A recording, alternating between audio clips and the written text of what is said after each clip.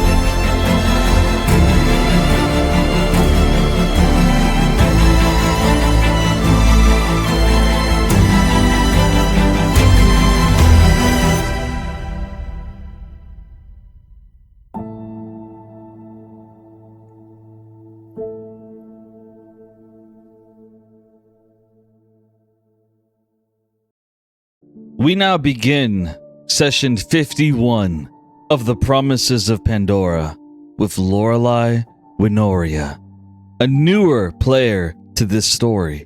However, she has cemented her place in the group, for she has helped as best as she can. She has had some strange personality quirks, but who doesn't in this party? Regardless, you find yourself facing the dimensional door to a strange place known as Fairy Tale. A place filled with the races in the world that are unwanted by other countries. The races that are considered rare, considered unique, considered a hybrid, an abomination. You stand at the door, and as you do, an image flashes through your mind. The same image that flashed through you when you were on that mountain of ice.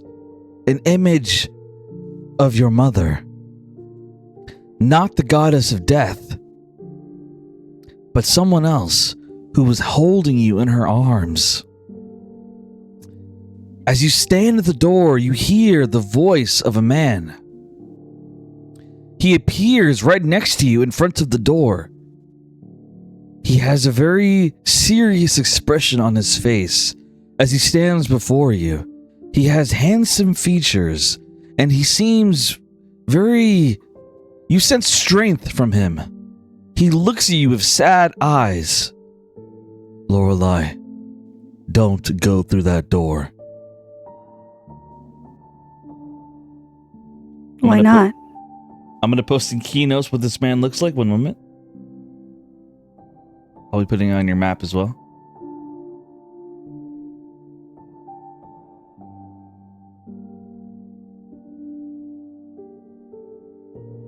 His name is Saloris. Or Saloris. There we go.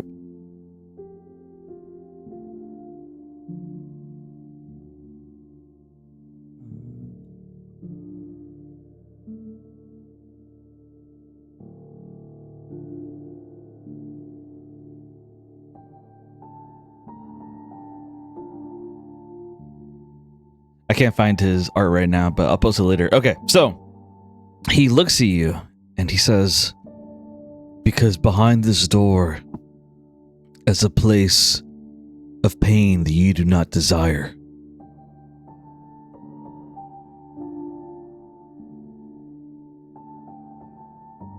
My pain can be temporary and the world could be saved if I go behind these doors. Is the world worth learning something you do not wish to know? You are powerful. You've grown to be a capable woman. If you step through that door, you will be a child again. And I don't want to see you hurt. Turn around. Find your friends. Find that young man with the blonde hair. Find those things and stay attached to them. For this door will only lead to suffering.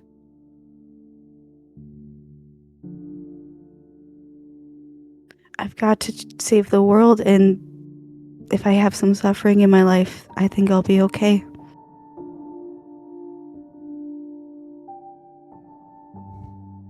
Very well. He walks up to you, and you notice that his body, it's not real. You can see that it's tangible. You can see through it. He's a spirit as he walks up to you, and he places his hand on a thread of your hair as he looks you in the eyes with tears rolling down his eyes. I am sorry, Lorelei. I failed you, and I hope that you can forgive me because I love you. And he disappears right before your eyes, gone, as though he were never there.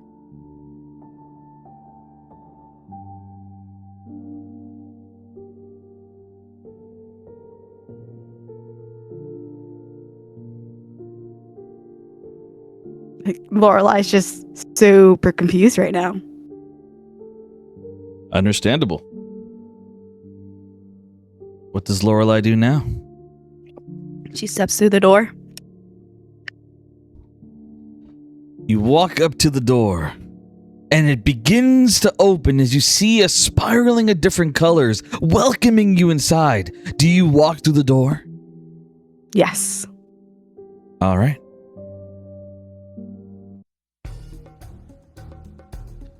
As you step through the door, you find yourself to be standing before hundreds of people all surrounding you.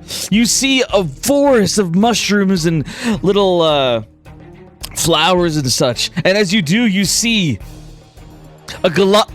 multiple Goliaths, multiple centaurs, multiple drow, multiple fairies, multiple vampires, satyrs, bugbears, and changelings all surrounding you. As the god of hybrid, he floats above a mushroom staring down at you as he nods and says, "We've been waiting for you, Lorelei Winoria, a sixth member of the Promises of Pandora." I'm putting you on the map now.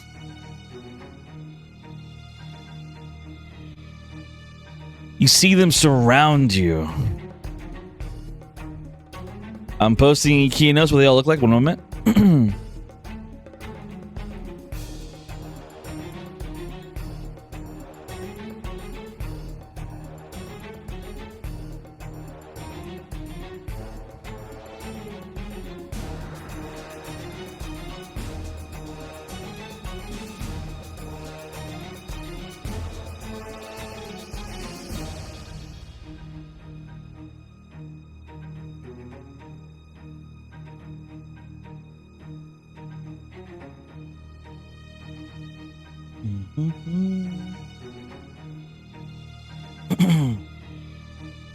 Almost got everything. One moment.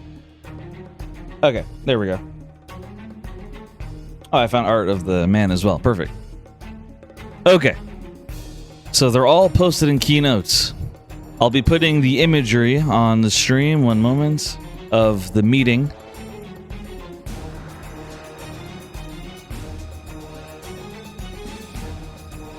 However, the man to the right of the picture is not there right now. You do not see that man on the right. He is not there.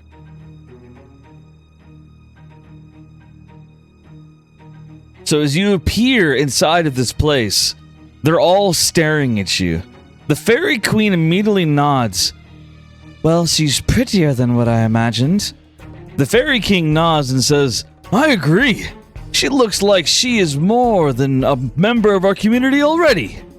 The Drow King crosses his arms. I'm not impressed. Your Omaria Soloris, your mother, she stands next to the Drow King and she says, she is rather kind looking. The Goliath King scruffs. She doesn't look tough to me. The Centaur King kind of just stays silent. The Vampire King is very verbal as he looks at you and he says, life is nothing more than an illusion until we bring our words to fruition. I shall judge her on her actions and her actions alone. The satyr goes, oh my god, you look so cool. And you're like a Promise of Pandora? I've heard about them. They're kind of cool. Do you want to be like besties? As she looks at you, the bugbear goes, rrr, rrr. The changeling, he looks at you and he says, I am rather curious about you. We should have a private meeting later. The god of hybrid looks down at you, Lorelei. I was told that you came here to speak for the Promises of Pandora. You have a proposal for us. She does a slight bow before speaking. She says, Your Majesties, I thank you for allowing me to stand before you. You have already been informed of the dangers approaching, but I did not come as a messenger. I came as one of the Promises of Pandora to ask for your help directly. I'm sure that you've heard of Ovalius trying to take over the Abyss. If she does, she will be taking over the powers of the stars themselves. The Rotten will spread across the land, and Tora will seize the opportunity to conquer Dornia. And by the time the kingdoms realize what's happening, it will be already too late. So we ask you, to help fight them back with them?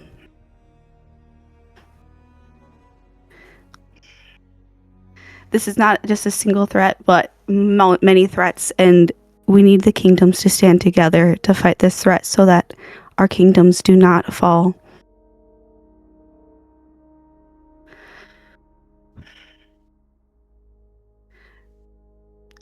Is that all? Yeah, yeah. No, you're good. I'm struggling, yeah. No, Yeah. you're good. I was staying silent to make sure that you said everything you wanted to say. So there's nothing else you want to say, to be clear. One last thing. Okay, yeah, go for it. Yeah. I ask you to lend Fairy Tale's warriors its magic and its voice to the nations of Dornia so that we can face what waits in the abyss together. The future of the world has been decided by those who stand together now. Will you stand with us before it's too late? Roll persuasion.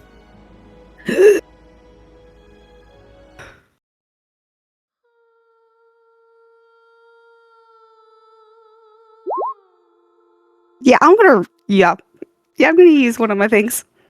So Lorelei rolled a 5. Are you using your token? Yeah, I'm gonna use one of tokens. All right, go ahead. Oh, a 9. Are you using another token? Is that it? Yeah, I'm gonna use another one.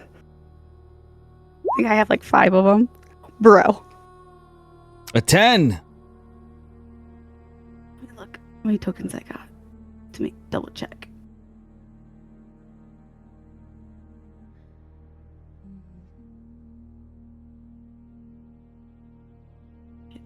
Six. I've done 2. I'll do another one. Okay, I don't think I can do better. One more time. All right. I'm giving up at that one. I'll do 11. So 4 tokens. And you don't want to use any more, correct? Yep, for now. All right, fair enough. So with an 11, everyone kind of looks at you, and some are impressed, while others are not. The god of hybrid, he looks down, he says, I have served as a god to this place for centuries. I am the protector of all that is unique and unknown in the world. I shall not help you, for my home is only here. That being said, I will do what I am capable of in service to those who live here. You are in the presence of the clan leaders, of the changelings, the bugbears, the satyrs, the vampires / dampiers, the centaurs, the Goliaths, the drows, and the fairies. I shall hear what each of them has to say to your speech. The Changeling King speaks first. He says, "Well, I have to say I am very interested.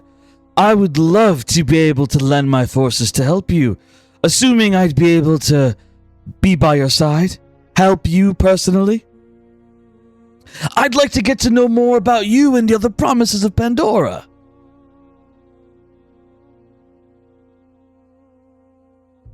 What do you say to that, Lorelei?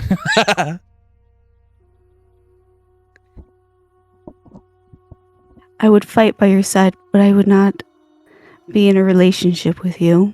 I would love... Whoa, quite arrogant of you. Who said anything about a relationship? I simply just want to get to know you, understand the woman in the armor, the woman who fights for the world. I am a man of curiosity, a man of pleasure. You don't have to be so rude towards me.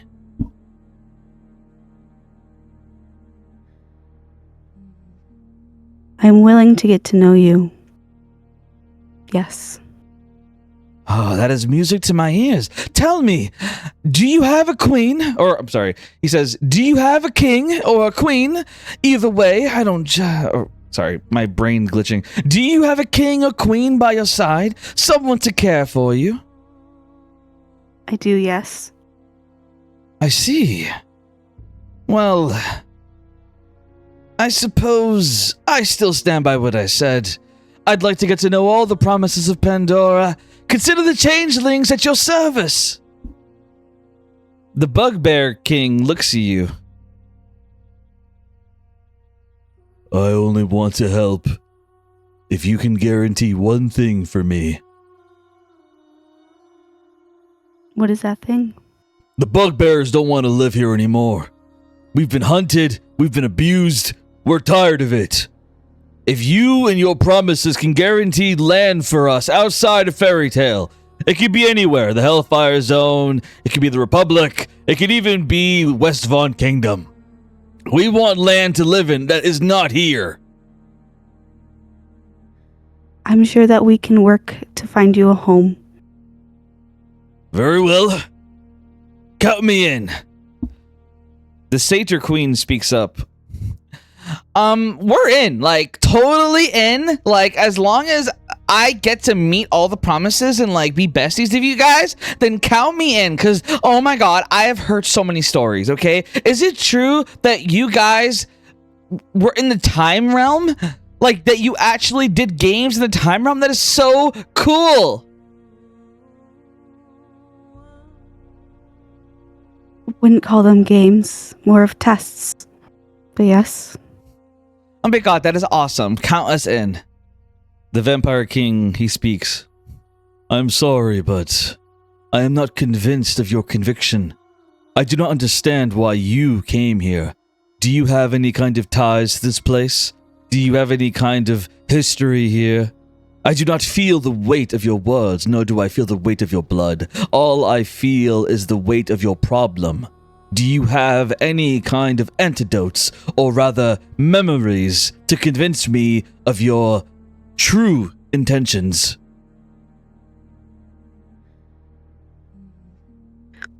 She glances over at Maria and she goes,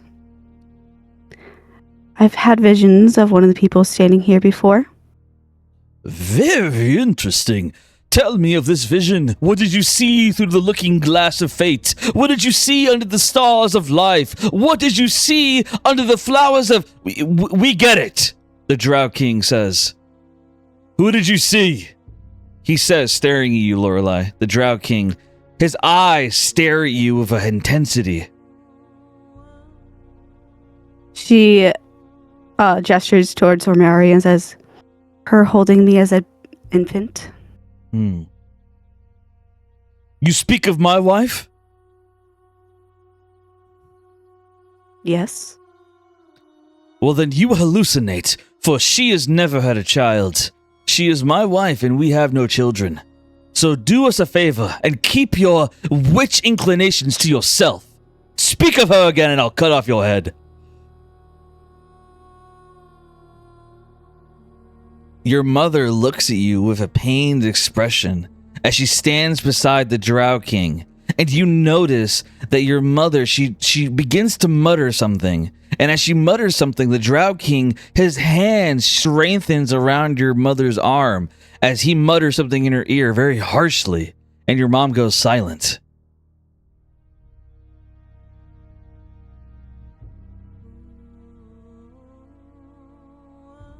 Does she not have free will to speak for herself?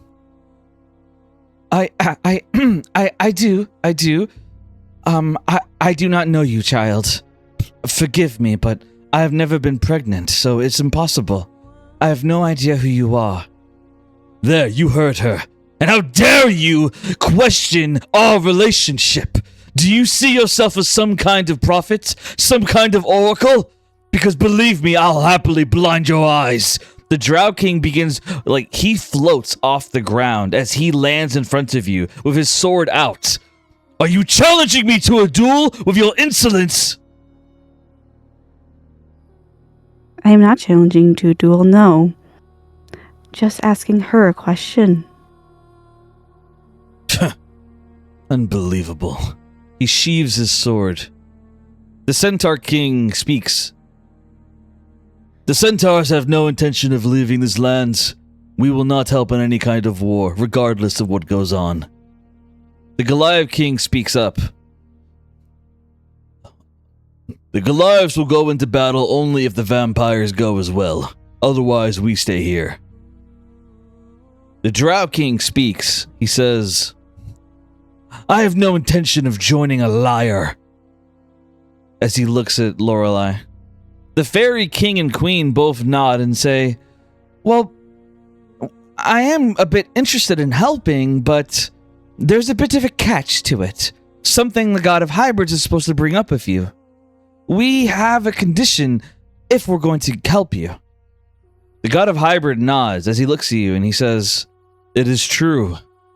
There is one thing that you could do which will guarantee many of the people's help here. The God of Hybrid hovers down in front of you and he offers you a stone. A stone with some kind of carvings on it. Carvings you don't recognize, like letters. Hold this stone and pour your magical power into it. Try to focus on your mark of Pandora. What will this do? Does that matter? If it is to harm me, yes. Not to harm you.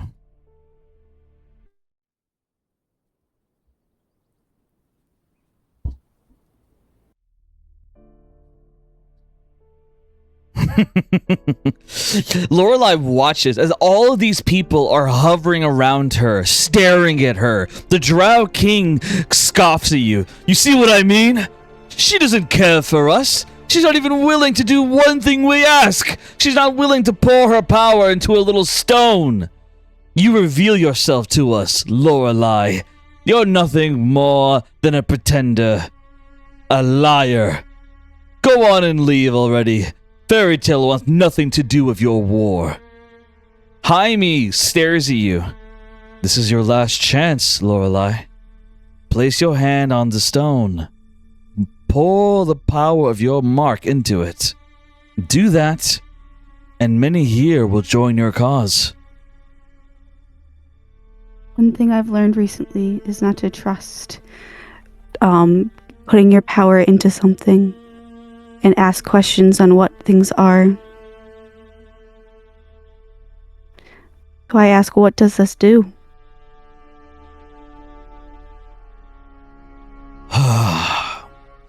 The God of Hybrid looks at you with a pained expression. I wanted to ease your burden of knowing. But you clearly want to know, so I will tell you. I will not lie to you. We want the barrier around the dragons of the Hellfire Zone released. I have struck a bargain with them. They promised me that if I was able to release the barrier around them, that they would help us in destroying the Republic of Kovar. They have been sending hunters in here for decades, if not centuries, hunting down our kind, enslaving people. I have tried my best to protect this land, but I am merely one god, and I cannot be everywhere at once. I have failed many times in protecting the innocents of this place. The dragons have promised me that if I release the barrier around their home, that they will help me in destroying the Republic of Kovar. All you have to do is lend me some of your power of the Mark of Pandora, and I can remove the barrier placed by the God of Rage.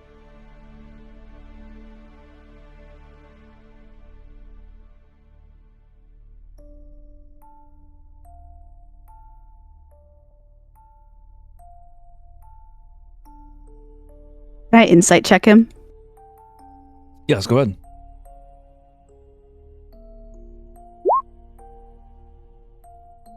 That'd be a 29 with a nat 20. So if a nat 20, the God of Hybrids is completely sincere. The fairy tale area, they have been brutalized, traumatized by the Republic of Kovar. They've sent hunters, slavers, poachers. The people here have suffered because of it. You see multiple satyrs with what appears to be marks on them, as though hunters tried shooting arrows into them. You see others traumatized as well. You see the entire terrain despises the Republic of Kovar. He means what he says. He wants the Republic destroyed. If you lend them your power, Lorelei, the dragons will attack the Republic, burning everything down. However, you lose an ally of the Republic.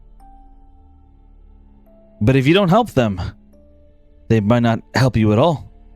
It's a tough situation that you find yourself in, as they all glance at you. Some of them have anger boiling in them as they stare at you.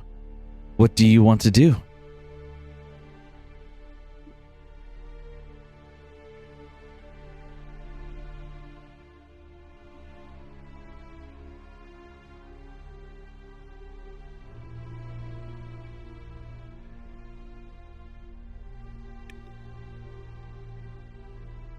She's thinking, and I'm thinking, so. Take your time.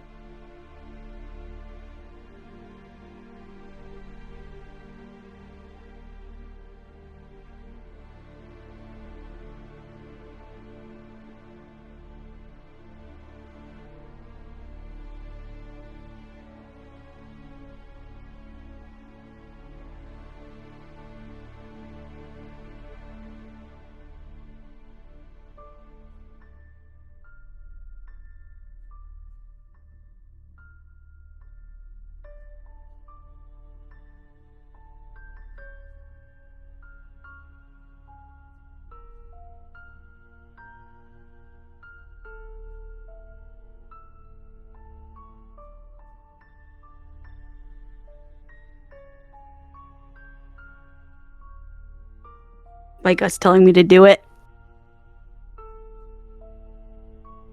She'll take the stone and focus some of her power into it.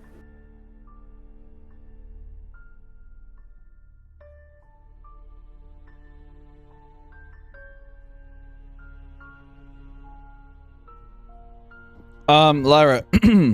So real quick. No. They would not know about the fight. And even if you told them, they likely wouldn't believe her. They'd say, "Oh, you're just stalling." So Lorelei, you take the stone and you pour your magic into it.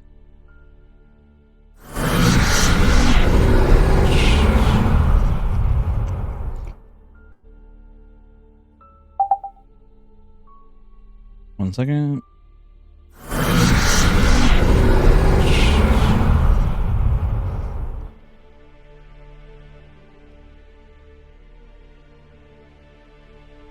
So you pour your magic into it, and the moment that you do, they all cheer. Yeah, woo! Like everyone's cheering as the god of hybrids nods at Lorelei. You have done the right thing. We shall destroy the Republic of Kovar, but you have earned yourself an ally. All the leaders nod as all of them except for the centaurs. Everyone else nods and agrees. We're with you. The fairies all agree, like everyone is supporting you now. Now that you've helped and the systematic destruction of the Republic of Kovar, they're all nodding in agreement with you. Even the Drow King nods at you. He says, I suppose I wasn't completely wrong about you. You've done the right thing. Don't worry. After things calm down, we can settle our differences. Perhaps you could be a friend of me and my wife. If you no longer judge us, that is. The Drow King begins to walk away and he announces loudly, he says, and in case anyone has an issue with it, once the Republic of Kovar has been destroyed, I will be taking control of it. I will be its new leader. The Drows and the Elves will be moving there. The Drow King says as he walks next to your mother, and your mother looks at you and she casts a spell of message. I'm sorry, Lorelei. I know who you are, and I love you so much. I sent you to the goddess of death when your father died. The man beside me, he's the one who killed him. I was forced to stay by his side, otherwise you would have killed my family. He killed your father in a coup d'etat and, well, you must stay away from him. He is an evil man. Stay away. Stay close to your friends and keep being the woman that you are. I'm so proud of you. I've been watching over you all this time.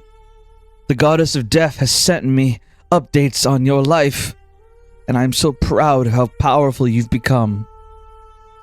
Keep fighting, and take care of that young man that you have beside you. You deserve love. Goodbye. As she shuts her eyes and the message shuts off.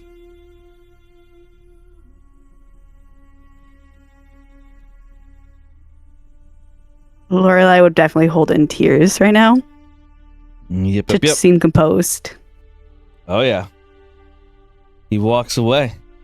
And meanwhile, to kind of illustrate what's happening right now, the barrier around the god of, like, the barrier around the dragons disappears as all the dragons roar. Roar! They all roar in unison, and multiple dragons are like, all right, get ready. A deal's a deal, Jaime. We're going to bomb the Republic of Kovar in a day. As they all get they're scheming. The dragons are getting ready. They're gonna fly in, blazing that motherfucker. They're getting ready. And Lorelei, Jaime looks at you and he says, "We shall." Correction. He hands you a stone. He says, "This stone will connect you to each of the leaders of the clans. When they are close, they will contact you." As he hands you a stone. And he says, you may leave now. Thank you. And she turns and leaves. All right. So Lorelei leaves, and the dragons are about to napalm Republic of Kovar. Well.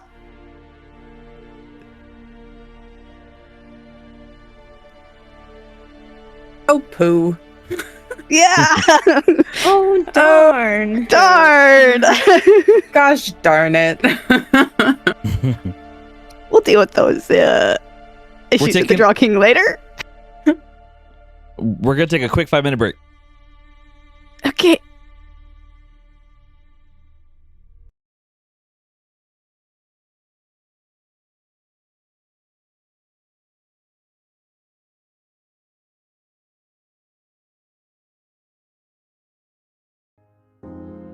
All right, we resume back into session as we jump to Naren now. Naren, are you ready for your meeting? Yep. All right, Naren.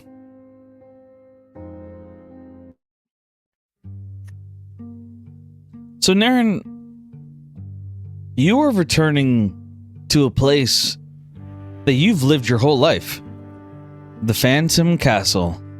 A place that's known by hundreds of thousands of people. A place with knowledge, power. You have been raised and manipulated your whole life to do your father's bidding. To do what he wants. To be like him. And you were doing a mission he gave you.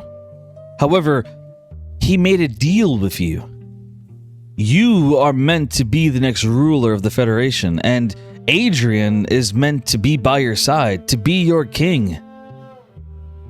And as you return home, you step through the portal, you find yourself to be standing in front of a familiar face, one you haven't seen in a while. You see your sister, Amari Phantom. Being on the map. And you see your father and the commander both sitting at a table nearby. Amari walks up to you. Naren! It's so good to see you! As she hugs you. She gives you a tight hug. You'd hug her back and say, "It's good to see you too, Amari." Oh my goodness. What have you been up to? I'm worried about you. Father wouldn't let me visit you in the dungeon. He kept saying that you were too dangerous, that you killed somebody. Is it true? Did you kill somebody? I did not. No. I knew it. Father, you couldn't just tell me she didn't kill anyone? I had to keep it a secret for your own good, Amari. She was on a secret mission. For one day? She came back in a day! Time works differently in the time realm. I imagine she's been there for months now. It's good to see you, Naren. I imagine you've successfully become a part of the Promises of Pandora. What do you have to report to me? We are in need of armies, is what is going on. I'm well aware that very fruitful god named Rex came before us explaining the situation. I understand what he said, but I want to understand it from your mouth. Explain it to me.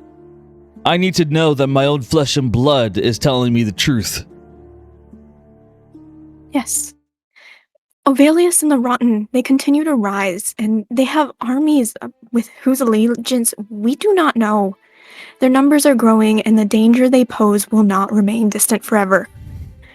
You have given me this chance, and if you can give us people, I can prove that I can lead these people into a battle and succeed. He nods at you. Roll persuasion. Oh.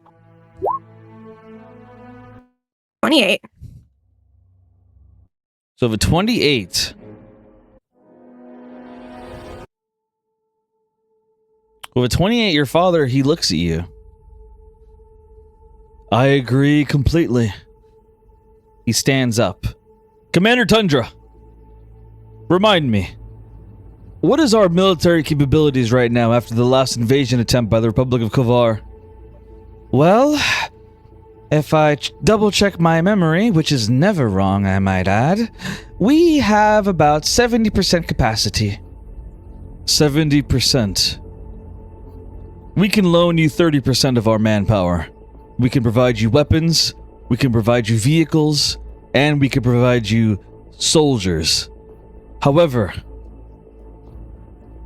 I want it to be clear that once Ovalius is dead, once this Rotten is wiped out, this land that the Abyss occupies will belong to the Phantom Federation. That land will be ours. Will your friends be able to get behind that? I cannot speak on their behalf. Then what is your purpose here? I sent you there to become a part of them, to earn their trust, to get them to listen to you. So what are you saying, Naren? That your mission was actually a failure? Your father's like yelling angrily now as he stares at you, like he is not used to being told no. What I am saying is we need more time. Time. Perhaps I'm going about this the wrong way. Perhaps we shouldn't bother with this playing nice. Perhaps I should cut a deal with the Rotten. Your mother's in a coma because of them. If I make a deal with them, then maybe she gets out of her coma. And maybe we could help the Rotten win this war. And then after the war is over, we wipe out the Rotten. And we get to win overall. And you really think you can do that? We have a higher chance with the promises than you could ever with wiping out the Rotten. You underestimate our power, Naren. We've grown stronger by the day. We have secret projects throughout our whole nation making stronger warriors by the day. If you don't believe me, just ask your fiancé, Adrian. We have dozens just like him. Dozens? You have 27. He frowns as he stares at you. How did you know that? How I do know it is none of your business. The fact that you will not tell me these things when I am next in line? He shakes his head. I've been thinking about that. If you're not able to give me the results that I want, then maybe you are not the Phantom to take my place. Maybe I judged your brother too harshly. He snaps his fingers as your brother enters the room. A woman walks beside him, a woman of white hair. You recognize her immediately. She's the head of the Ghost family, a royal family in the Federation. I'm going to show them to you right now in a moment.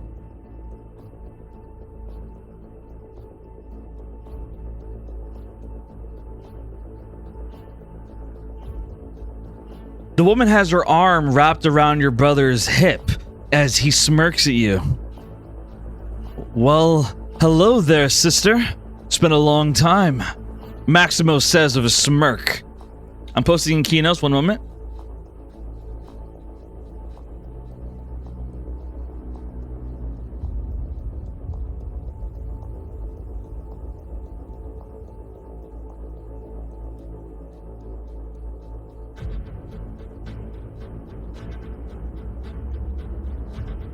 Her name is Wesnalia.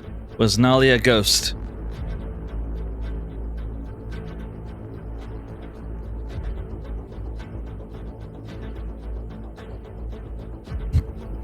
Rodro looks at you. You still want to try to use your inheritance against me?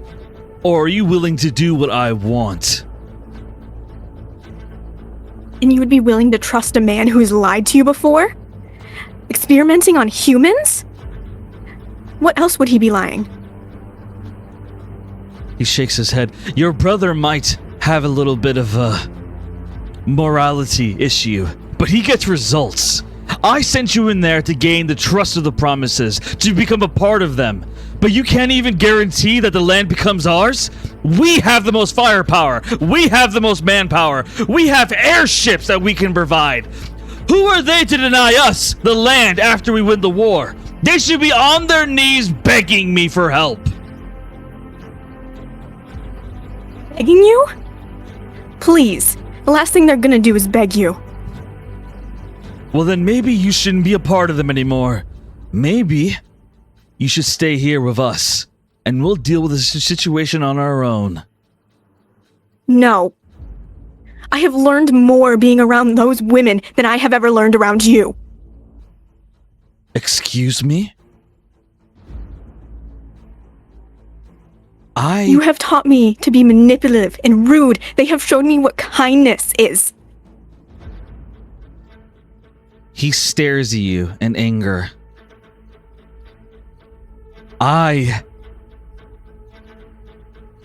He kind of like just like he shakes his head as he looks down.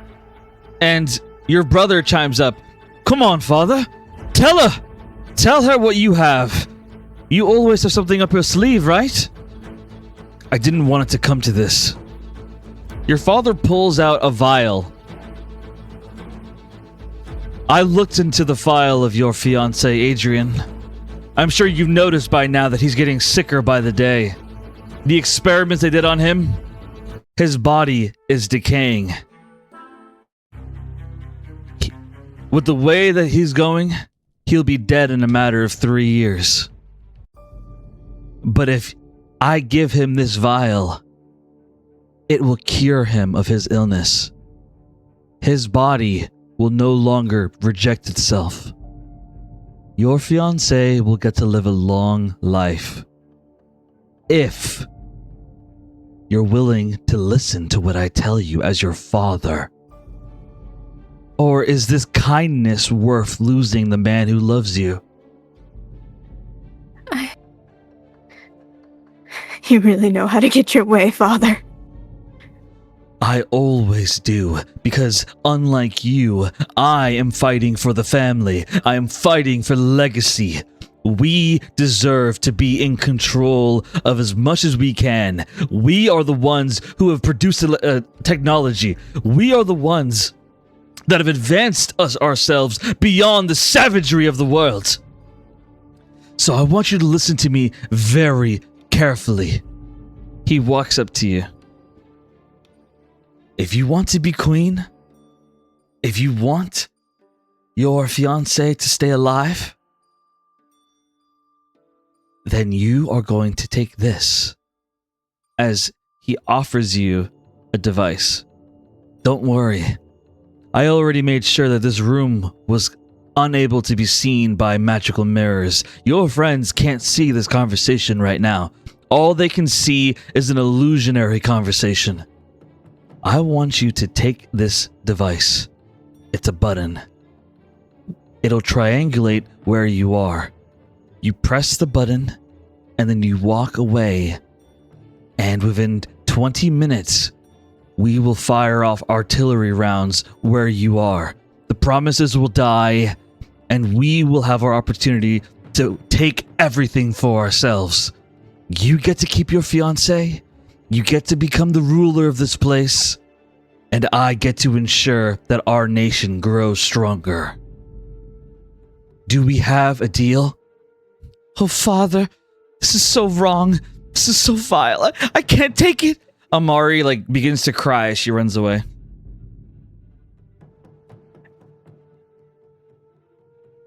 At this point, Naren is faced with her father, a man who's controlled her whole life, a man who is leveraging everything against her. You stare him down, Naren, and what do you say or do?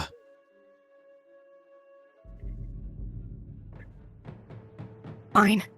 40% of the army, though. His eyes narrow.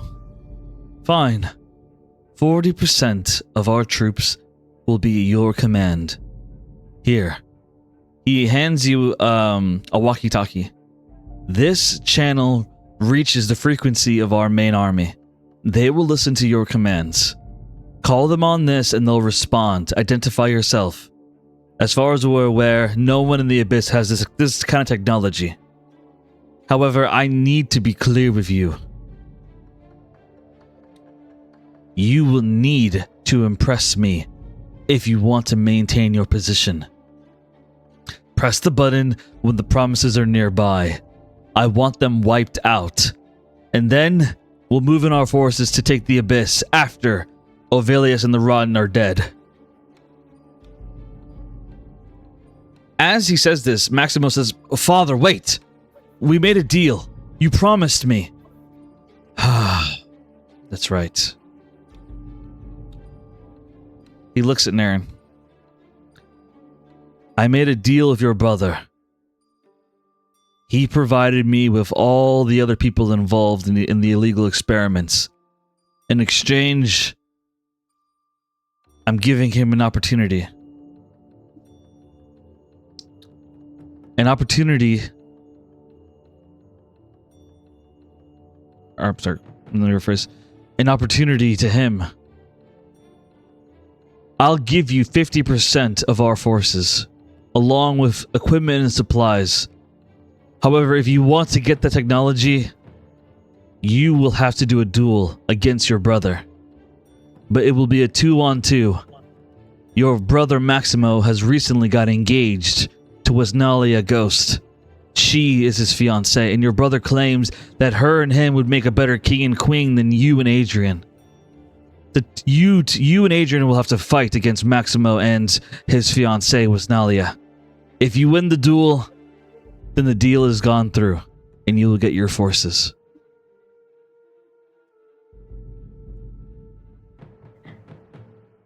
And the family rings? Does he have them? I have them, and I'll give them to you if you win the duel. Fine. Easy, sister. Why don't you just hand the keys over to me? We both know that you are not up to this. You might be able to catch a couple of purse thieves, but I am a warrior. One in which that you could never hope to defeat. You are a murderer, and you are not good for this Federation. He frowns. I want to be the one fighting you. Your little love man can fight my fiancé, but you are mine.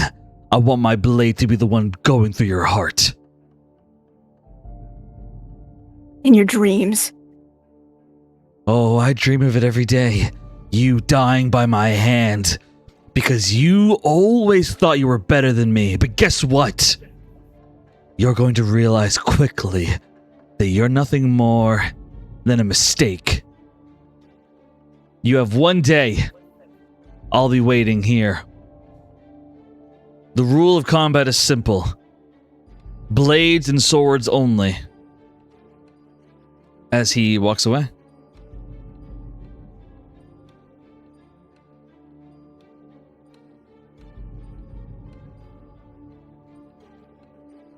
Commander Tundra walks up to you and she says, let me just say, I hope you win.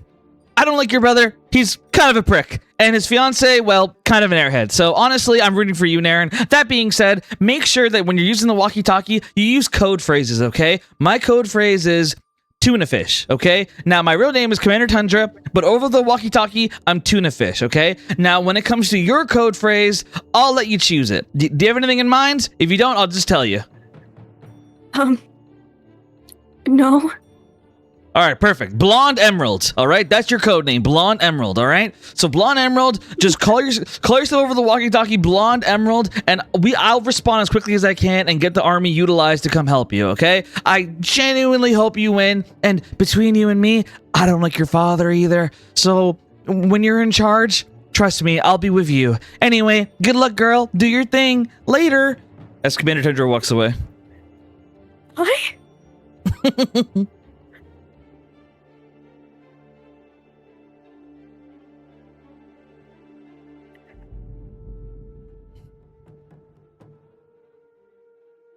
All right.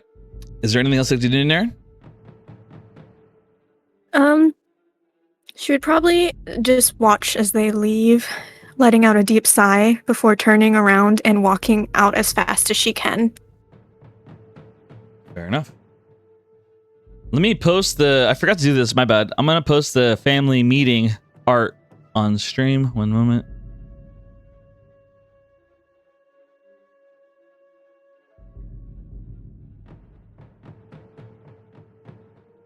Here we go.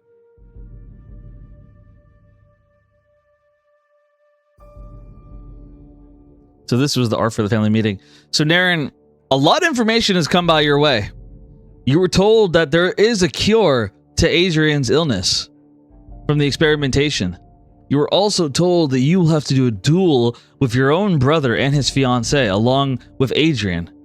You were also told that you are supposed to kill the Promises by triggering an artillery barrage where they are, with pressing the button. And you were told that 50% of forces will be given to you if you pull this off. A lot is going on right now. How do you feel as you walk through the portal, Naren? She's nervous. She wants to talk to the Promises, but she knows she needs to get to Adrian right away. All right, fair enough. Naren, you walk through the portal. Well done.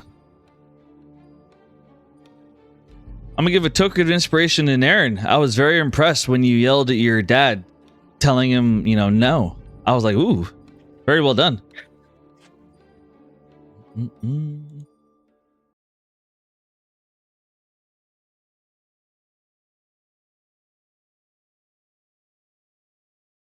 All right, we are back into session 51 of the Promises of Pandora. So there was a little bit of confusion on what's going on, so I'm going to clarify. Honestly, I don't know if I just kind of didn't explain it in a clear way, or maybe there was just miscommunication. I don't know. Either way, it happens in D&D. It's very natural. So I'm going to re-clarify things for the recording real clearly. So first off, when it comes to the Naren and Adrian versus her brother and his fiance fight, that is going to be happening in text roleplay. However, I am very confident that Naren would win, so I'm going to assume that Naren would win that fight. If it doesn't happen, then we'll do a retcon, but I'm like 95% sure that Naren would win that fight. So we will be going over that in text roleplay. I might recap it later. I just don't have the mental energy to do a 2v2 fight right now in session. I do feel bad about it, but I just don't. Now, that being said, our players just finished their first meeting, and Lyra has went off to go talk to Jericho about this fight with Kovar. Naren has walked off to talk to Adrian about this fight. And Caleb and the others have been told about dragons that are currently planning to attack the Republic of Kovar. Gwendolyn has talked about doing the Orlo meeting. Who said they were going to do the Westvaughn meeting? Lyra or Gwen? I forget. Lyra. If not Lyra, then Gwen. Okay. Cool. Yeah, And Lyra if both fails, of them then Gwen. fail, then I would try. Okay, Gwen, what did you want to say? Yeah. Oh, I was just gonna say what Kayla said. Okay, cool. All right, cool. All in all, you guys have a lot going on. So with session resuming, I'm going to try my best to not intercede. I want to make sure everyone does what they want to do. So who wants to... Oh, I almost forgot. Forgive me. So when it comes to the order of things, what I'm thinking, and if the players don't like this, then we can change it, but what I'm thinking for the order is I'm thinking that we do Jericho Kovar fight. So basically, like, Kovar's like, I want the fight to happen now. Like, it has to happen now or the deal's off. And you guys, I was going to let you guys decide whether you want to be there in person to watch the fight, or if you'd rather watch it through a mirror in the safety of the THA. It's up to you guys. But I would prefer yes, it if Lyra was there and everyone else was watching through the mirror. all right, that works for me. Absolutely. If that's okay. Yeah, absolutely. Listen, it's your love interest, 100%. So, that being said, the order I want to do is I want to do that fight first, and then after that fight, I would love to do Gwen meeting the Orlos, and then after Gwen meets the Orlos, well, actually, let me rewind. Lyra talks to Jericho, and then Jericho fight. And then after the fight, Gwen meets the Orlos. And then after Gwen meets the Orlos, we kind of debate over who is going to meet up with Westvaughn. And then after the Westvaughn meeting is done, then you guys all meet Ozymandias. Are we cool with this order? Mm-hmm. Yep. Yeah. Yep. Awesome. Yep. Awesome. Happy. Cool. Happy. Be happy. Can I do it? Old MacDonald had a farm. Cap. Can I Oh, do boy. it? E-I-E-I-O. And Yeah. on that farm he had a... You know what? Fuck you.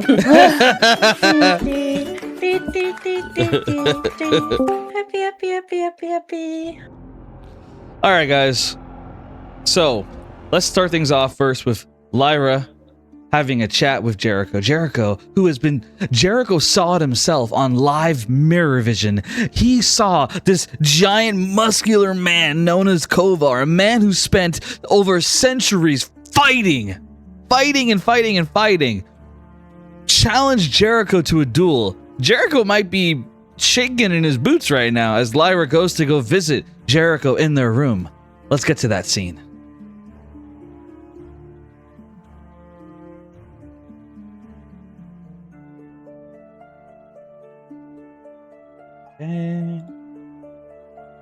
So Lyra, you enter into the room, and as you do, like you're opening the door into the room, and you see Jericho's back is to you. Jericho has his shirt on, like his normal black shirt, but you see laying on the bed is a bunch of like heavy looking gear. You see metal, you see different kinds of tools and gadgets, and you see Jericho like shadow boxing, like like he like shadow boxing in the air as you walk into the room. He's just shadowboxing. Okay. Yep. What the fuck? Okay. Guess I got a man who's gonna fight for me. Yeah. So Lyra's like walking up. She's nervous. She's still got that like stiff walk because she's kind of like made her way down from the test room all the way down to the room, the like dormitory sort of area.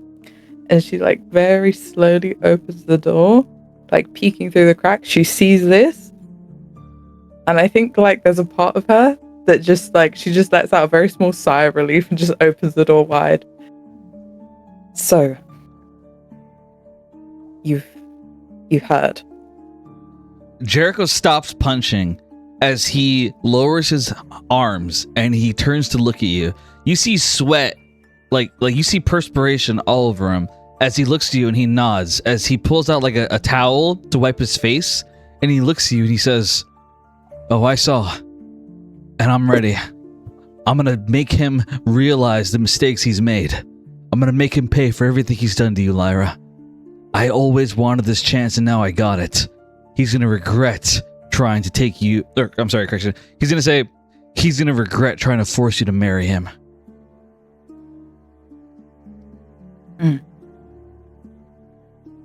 I think she just gives a small smile, but there's that anxiety still in her eyes, and she kind of like Oh, Lyra, your mic is low.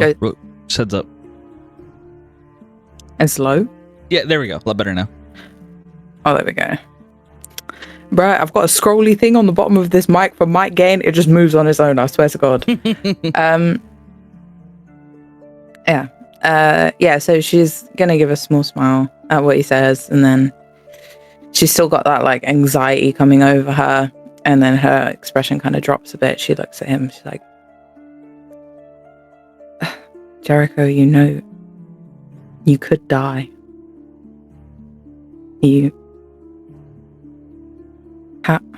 How are you okay with that?" He walks closer to you. He stands about a foot in front of you as he looks you in the eyes. "I already made you a promise. I'm not gonna die. I'm gonna live for you. And that's why I need to take him down, Lyra. Because as long as he is alive, as long as he's in power, you and I will never be free to do what we want. He'll never let you go."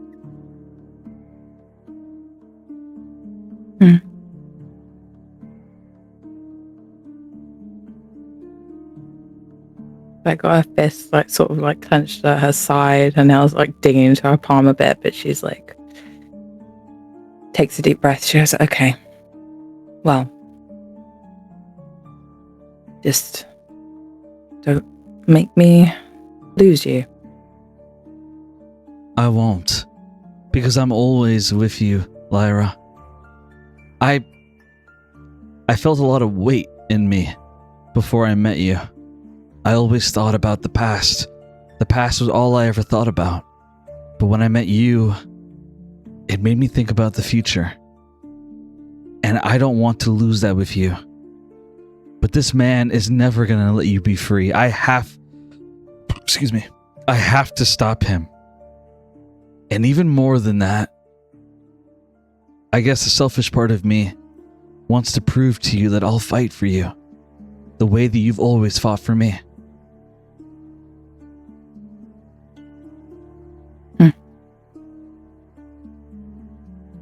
Yeah, she just smiles and she stays quiet for a bit. And she's looking down, just listening to him, and then she finally meets his eyes. She goes, "All right, well, I can do my best to prep you as much as I can before we go in there." He shakes his head. "I don't need any. All the training we've had is more than enough. I'm stronger than I've ever been. And besides, I've got gear that'll make that caveman shake to his core. As he kind of like motions to his gear, I've managed to integrate my inventions with the THA technology. I can take him out fast. I know I can.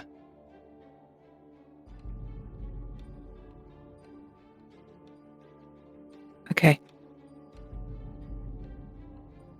Okay, all right. I just want you to make me a promise. What promise? He steps closer to you, and he places his hand on your cheek as he looks you in the eyes, and he says, "Promise me that no matter what happens, you remember that you are your own person. You don't belong to anyone, Lyra, and you never will."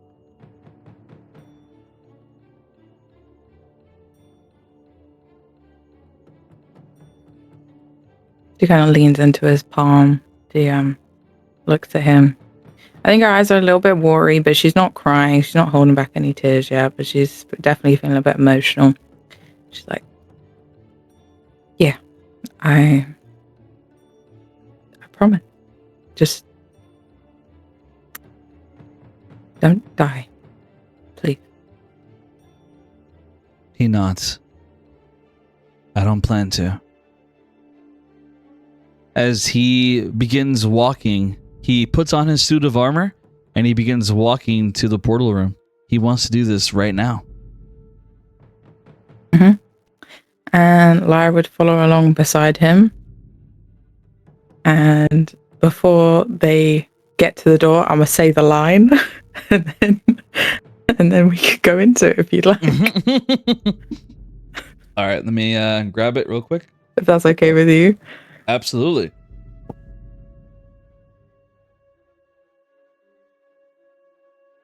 I'm gonna put you back in the entrance room. Players, you can watch inside the entrance room, or you can watch inside the bar with the other boys. I'm cool with either one. I'm going to the bar. Caleb needs a drink after finding out about the dragons. Yeah, bar. Bar time. Caleb's getting a little zoink. All right, so Caliph, Naren, Lorelei. I don't know, Gwen. Are you going to the bar, or are you gonna stay in the entrance room? Might as well go to the bar. All right, Alice, are you going to the bar? Yeah. All right. So everyone goes to the bar to spectate as Jericho and Lorelei, they stand at the door to enter into this arena. Lorelei. Sorry. Lyra. Sorry. My brain glitches. Lyra. So, Lyra, you stand at the portal with Jericho as he looks at you.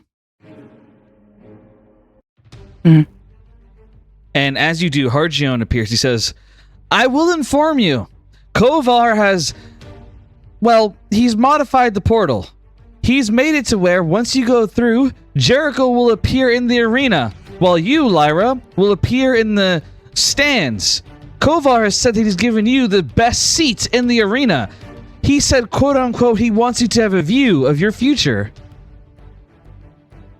Of course he did. Oh, she like sighs. She's like, "Yeah, typical Kovar." And then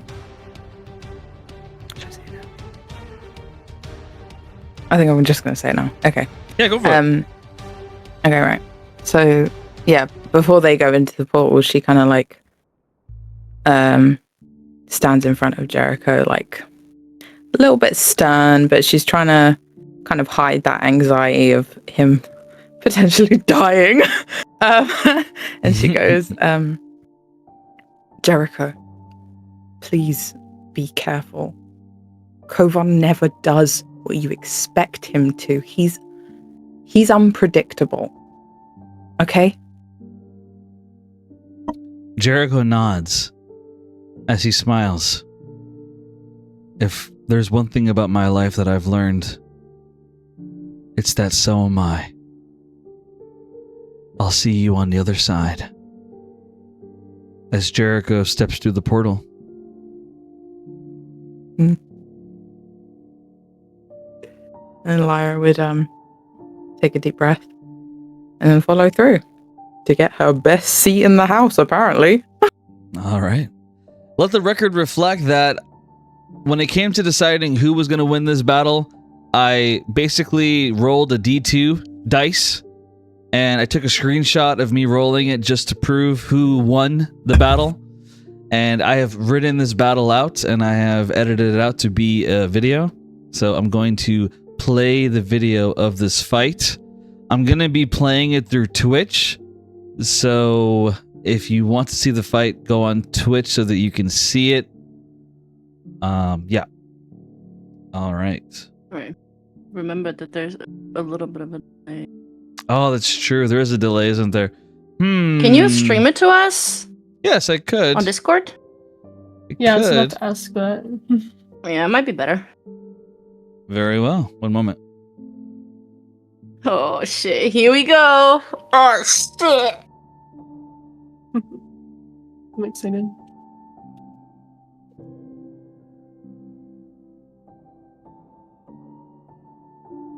Wait, I've been stressing out over this all week.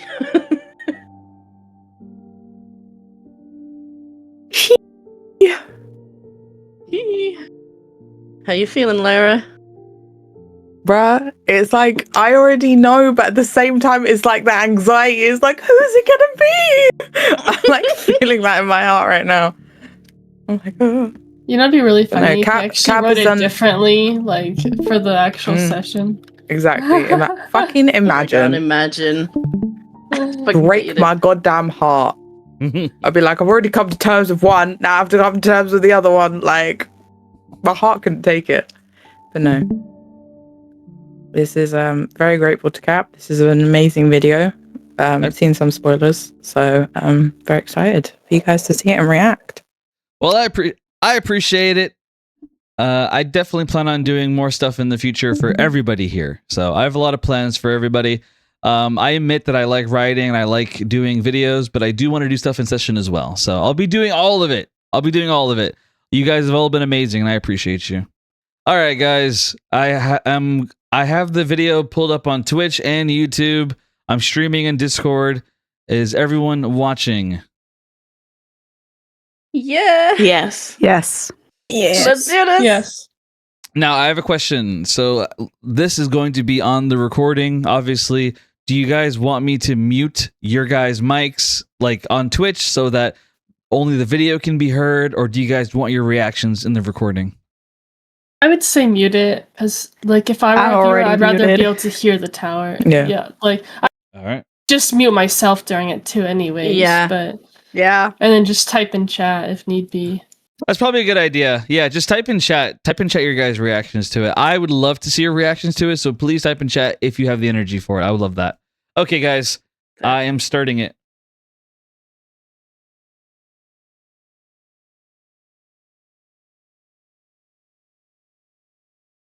Go and Kovar enter the arena.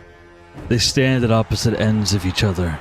The audience in the stands of the Colosseum are losing their minds, yelling, clapping, and even crying with joy. They all watch as Jericho begins tapping his wrist. A device is strapped to it. A form of technology many of them had never seen before. It glowed and showed holograms that Jericho seemed to understand. He tapped a few buttons, surveying functions on the armor that he was wearing.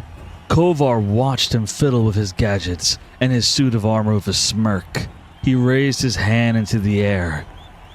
The crowd went silent for a moment. Jericho was surprised by the sudden silence and began looking at the crowd. They all began to chant a single word in unison.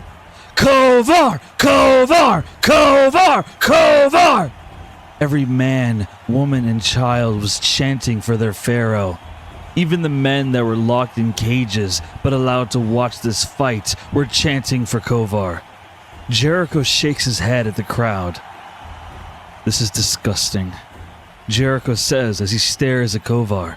The chanting is still going on because Kovar hasn't lowered his hand yet. You must have a weak constitution if this is disgusting to you. Kovar says, still smirking. Though I suppose a man in need of so much armor must have a weak body. I didn't make a career out of brutalizing others and enslaving them, so I guess I don't get to have a body like yours. Was the trade worth it? Your soul for an above average body? Jericho says as he stares Kovar in the eyes. He drowns out the continued chanting of the crowd. I'll make you ask me that again before I kill you, Jericho Cogspire. For centuries have taught me the value of the naked truth before the light leaves our eyes. Kovar uses his other hand to pull out his longsword. It's a sword of a curved blade. You and your pretentious riddles. Guess I shouldn't expect modest poetry from an arrogant egomaniac of a caveman, Jericho says as he takes a breath.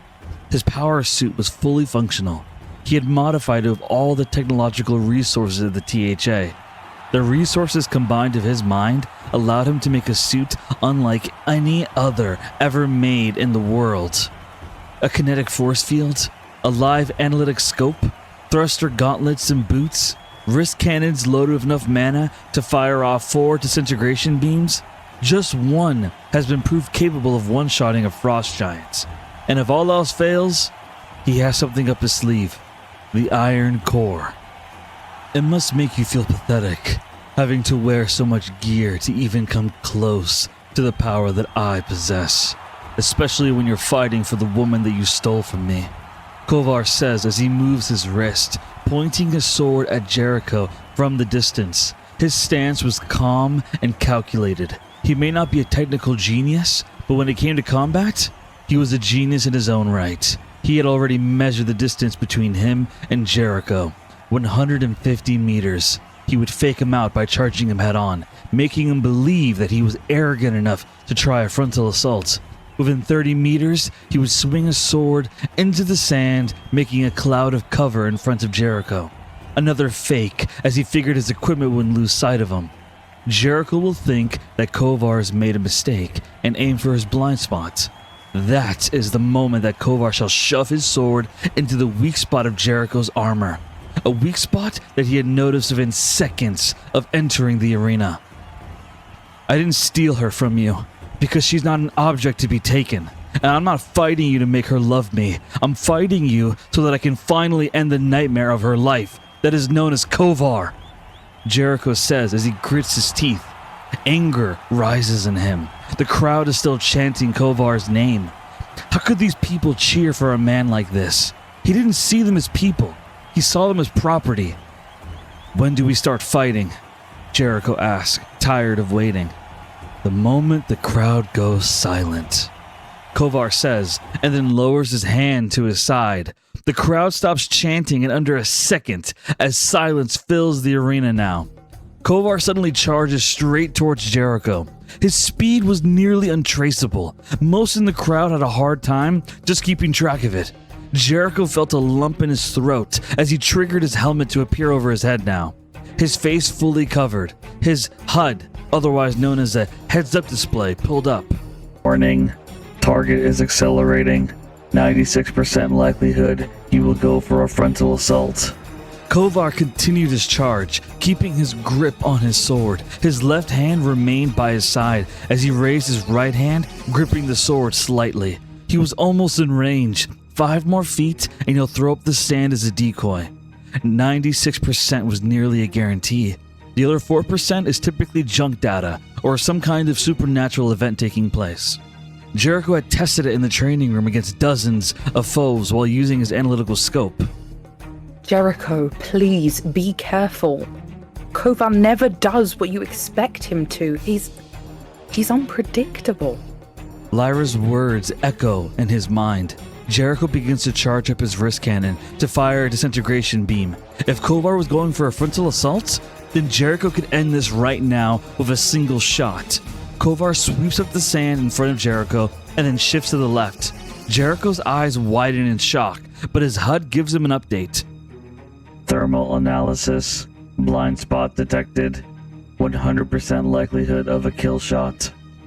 Jericho smirks of joy as he aims his wrist cannon right at Kovar's blind spot. Seems like the caveman really did underestimate my tech. Jericho mutters to himself. There it is.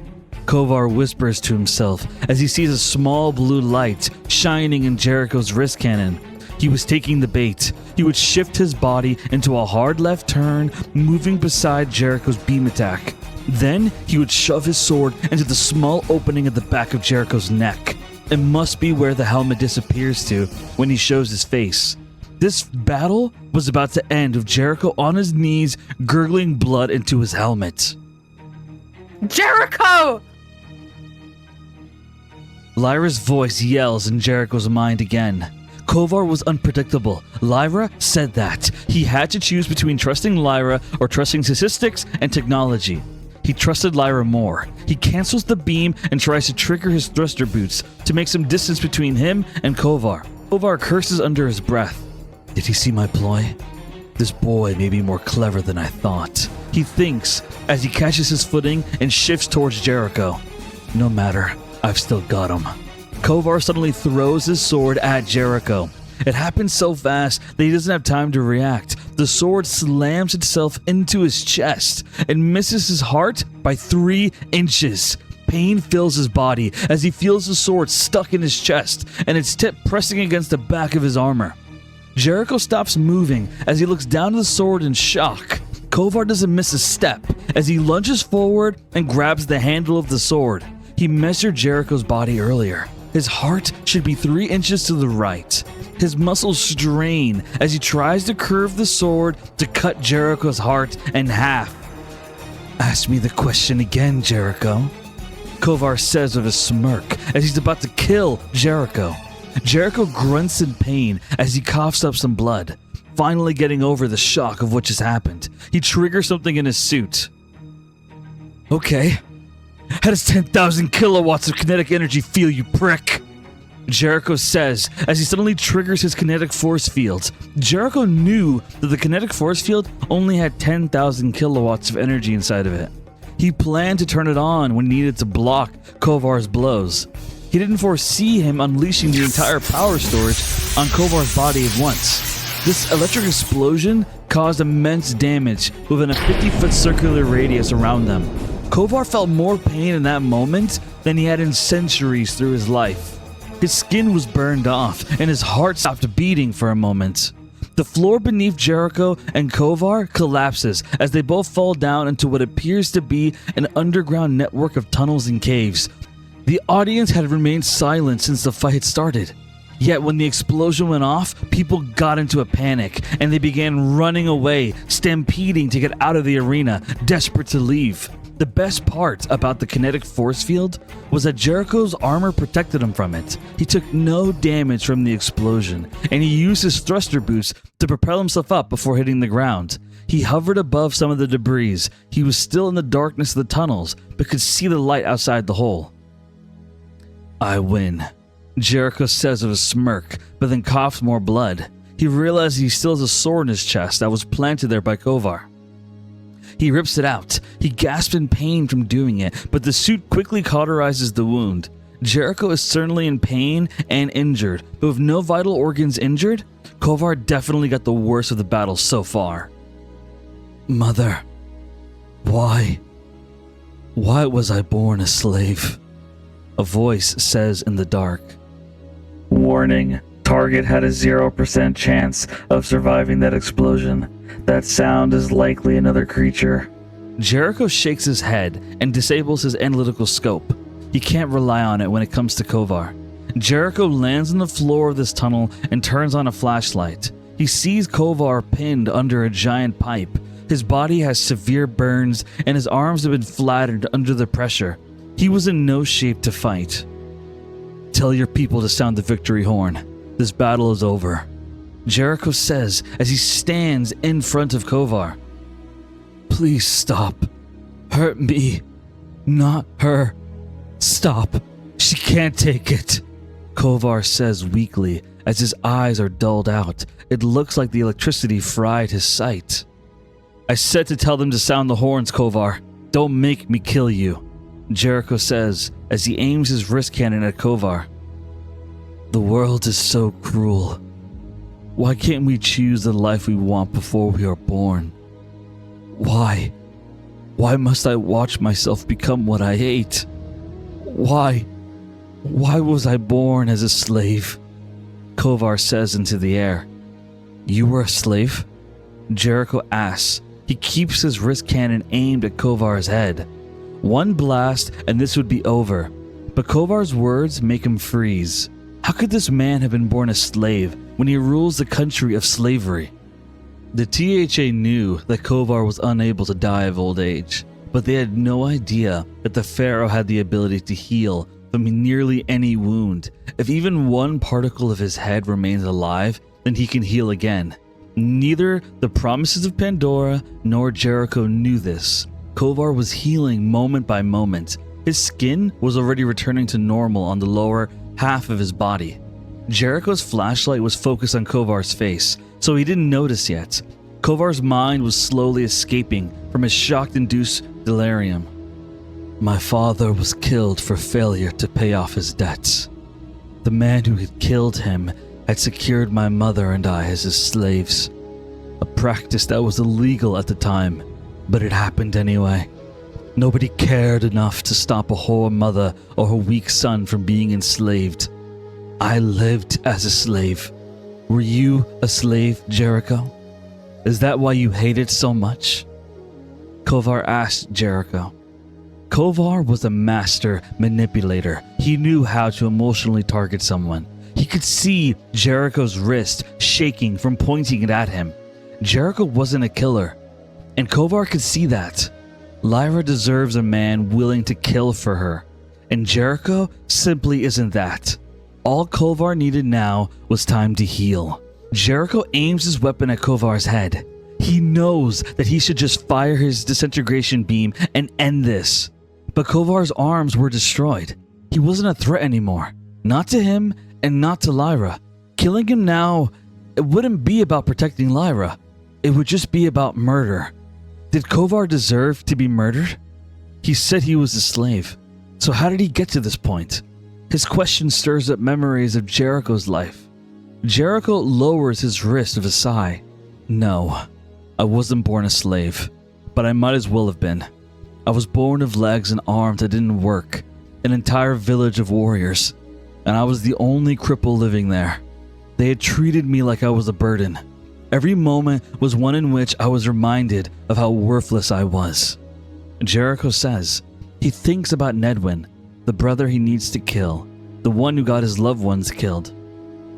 Ah, so you felt the anger, the rage? Kovar asks. Yeah, I have, Jericho says with a frown. So I know that these people are living a life of agony, and it's because of you. Nobody in this world deserves to feel powerless. Nobody deserves to be forced to be something they don't want to be, Jericho says as he thinks about Lyra. You really love her, don't you? Kovar asks. His arms had regrown and his strength had returned. He could see his sword laying on the ground about 10 meters away from Jericho. Vora, the gladiator. Don't call her that, Jericho says with anger as he points his wrist cannon at Kovar again. You made her be that. That is not who she is, Jericho says with pure anger in his voice. Oh no, you're wrong. I didn't make her into anything, Jericho. That was always inside her. The part of her that was tired of being a victim, tired of always doing what's right, even if it made her suffer. She has a beast inside of her, and I know, because I found that beast inside myself the day that I watched my mother whipped to death for stealing an apple for me. And you know why, Jericho? Because I picked up a dagger and I killed every single man who would call me a slave. And after that, I took control of a place that never gave a damn about me. The world allowed me to be a slave, but I earned my freedom. And if they want to stop being my slaves, then they can earn their freedom just like me, Kovar says. Is Lyra a slave to you? Jericho says with anger. He begins to charge up his disintegration ray. This man had to die. She's a survivor, and so am I! Kovar yells as he suddenly shoves the pipe off his chest and kicks Jericho hard in the chest. Jericho falls onto his back in shock. Kovar runs over and grabs his sword. And that is why she'll be mine, Jericho. Because unlike you, we are strong. Kovar says and points his sword at Jericho. His wrist cannon was on a 10-second cooldown, and his kinetic force field was out of power. Jericho looked over Kovar's body and realized that he had been healing. A headshot was the only potential solution he had to this, but he would need to get a clear shot on Kovar's head. Most of Kovar's clothes were missing now. All that remained were his pants, and even that had holes in it. His body was muscular and intimidating as he faced Jericho. Jericho's armor was still in good condition, except for the hole in his chest plate. Kovar charged at Jericho now. Jericho kept his face hidden in the helmet as he charged up his thunder gauntlets. Kovar kept swinging his sword with the fluidity of a river, but the speed of a tornado. Jericho tried his best to block the connection of blade with his gauntlets, hoping to snap the blade off the hilt. However, Kovar could read Jericho's moves of ease. He kept chipping away at his armor, left and right. Kovar didn't want to risk slamming his blade into Jericho again, unsure if he could electrocute him again like last time. So instead, he kept swiping his blade, breaking off armor and causing slashes on Jericho's skin. At this rate, Jericho was going to die by 1,000 cuts. The longer that Jericho kept trying to dodge Kovar or block his sword attacks, the more Kovar's body healed and got back to perfect condition. 10 seconds had passed along over 30% of Jericho's armor being chipped off and 20 slashes along his flesh. He had 3 disintegration rays left, but Kovar was too fast and close to pull off a shot.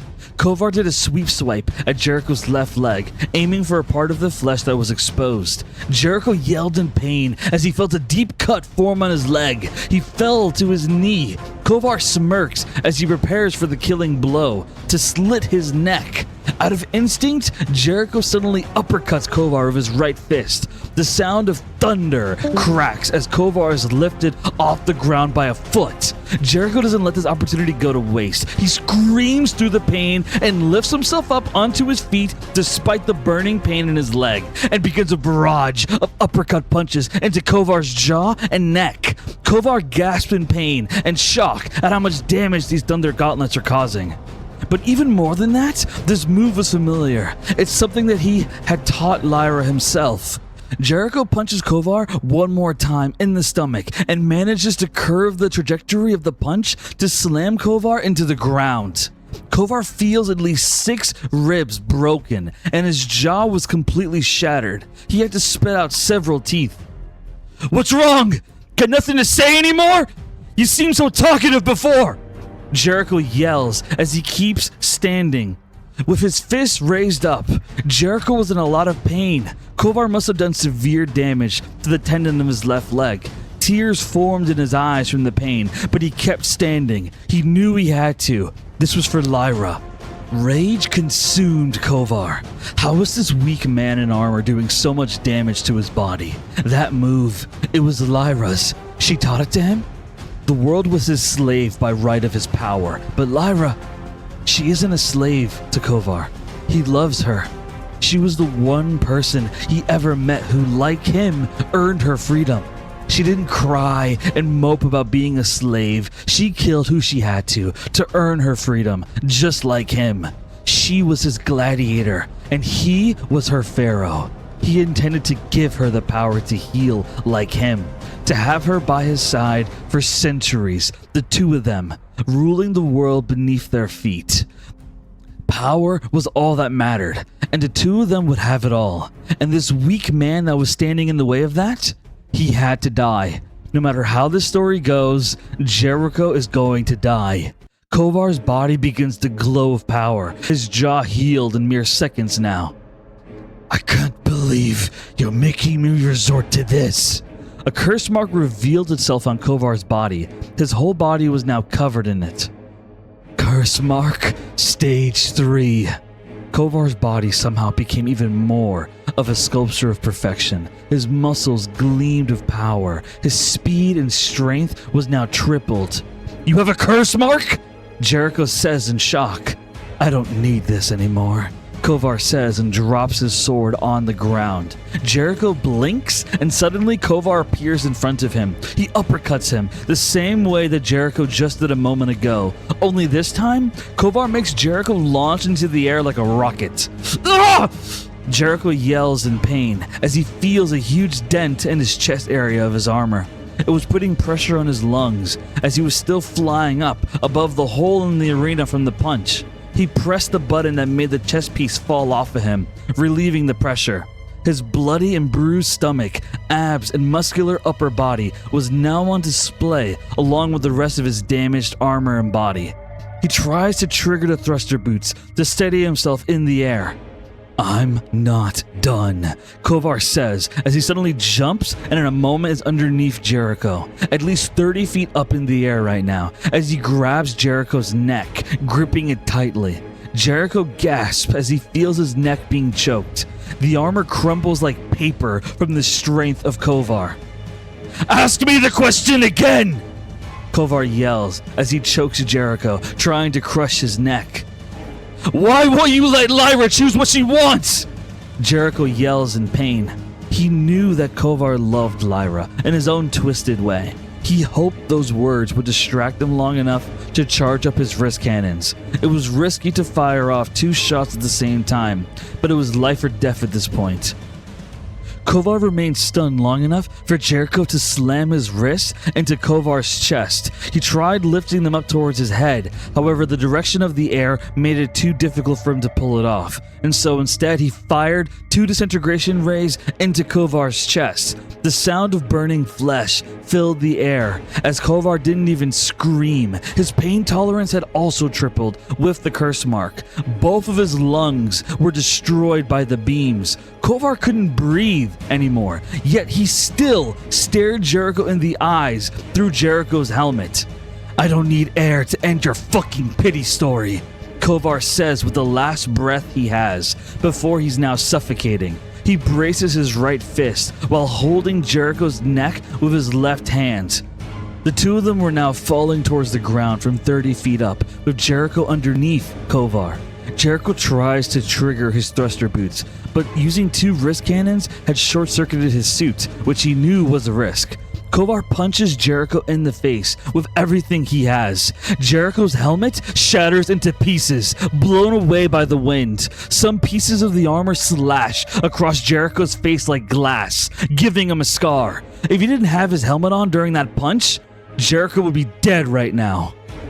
The two of them slam into the ground, Jericho on his back with Kovar standing over him now. Jericho feels nearly every bone in his body broken from that fall.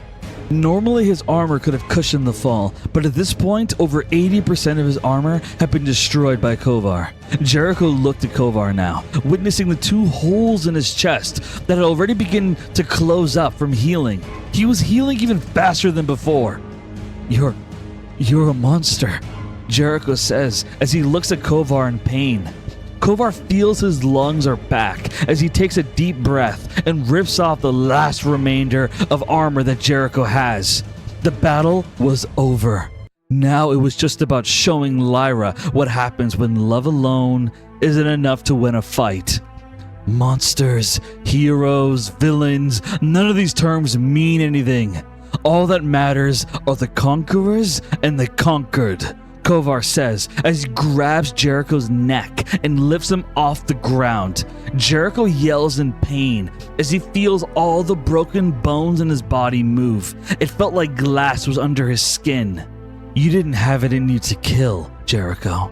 And Lyra is a woman unlike any either of us have ever met. She deserves a man willing to kill for her. She deserves a conqueror," Kovar says as he begins to crush Jericho's neck. He could snap it right now, but he wants it to be slow and painful. "Ask me the question again, or I'll snap your neck right now," Kovar says as he lifts Jericho about 2 feet off the ground. His feet dangle. "Was it worth it?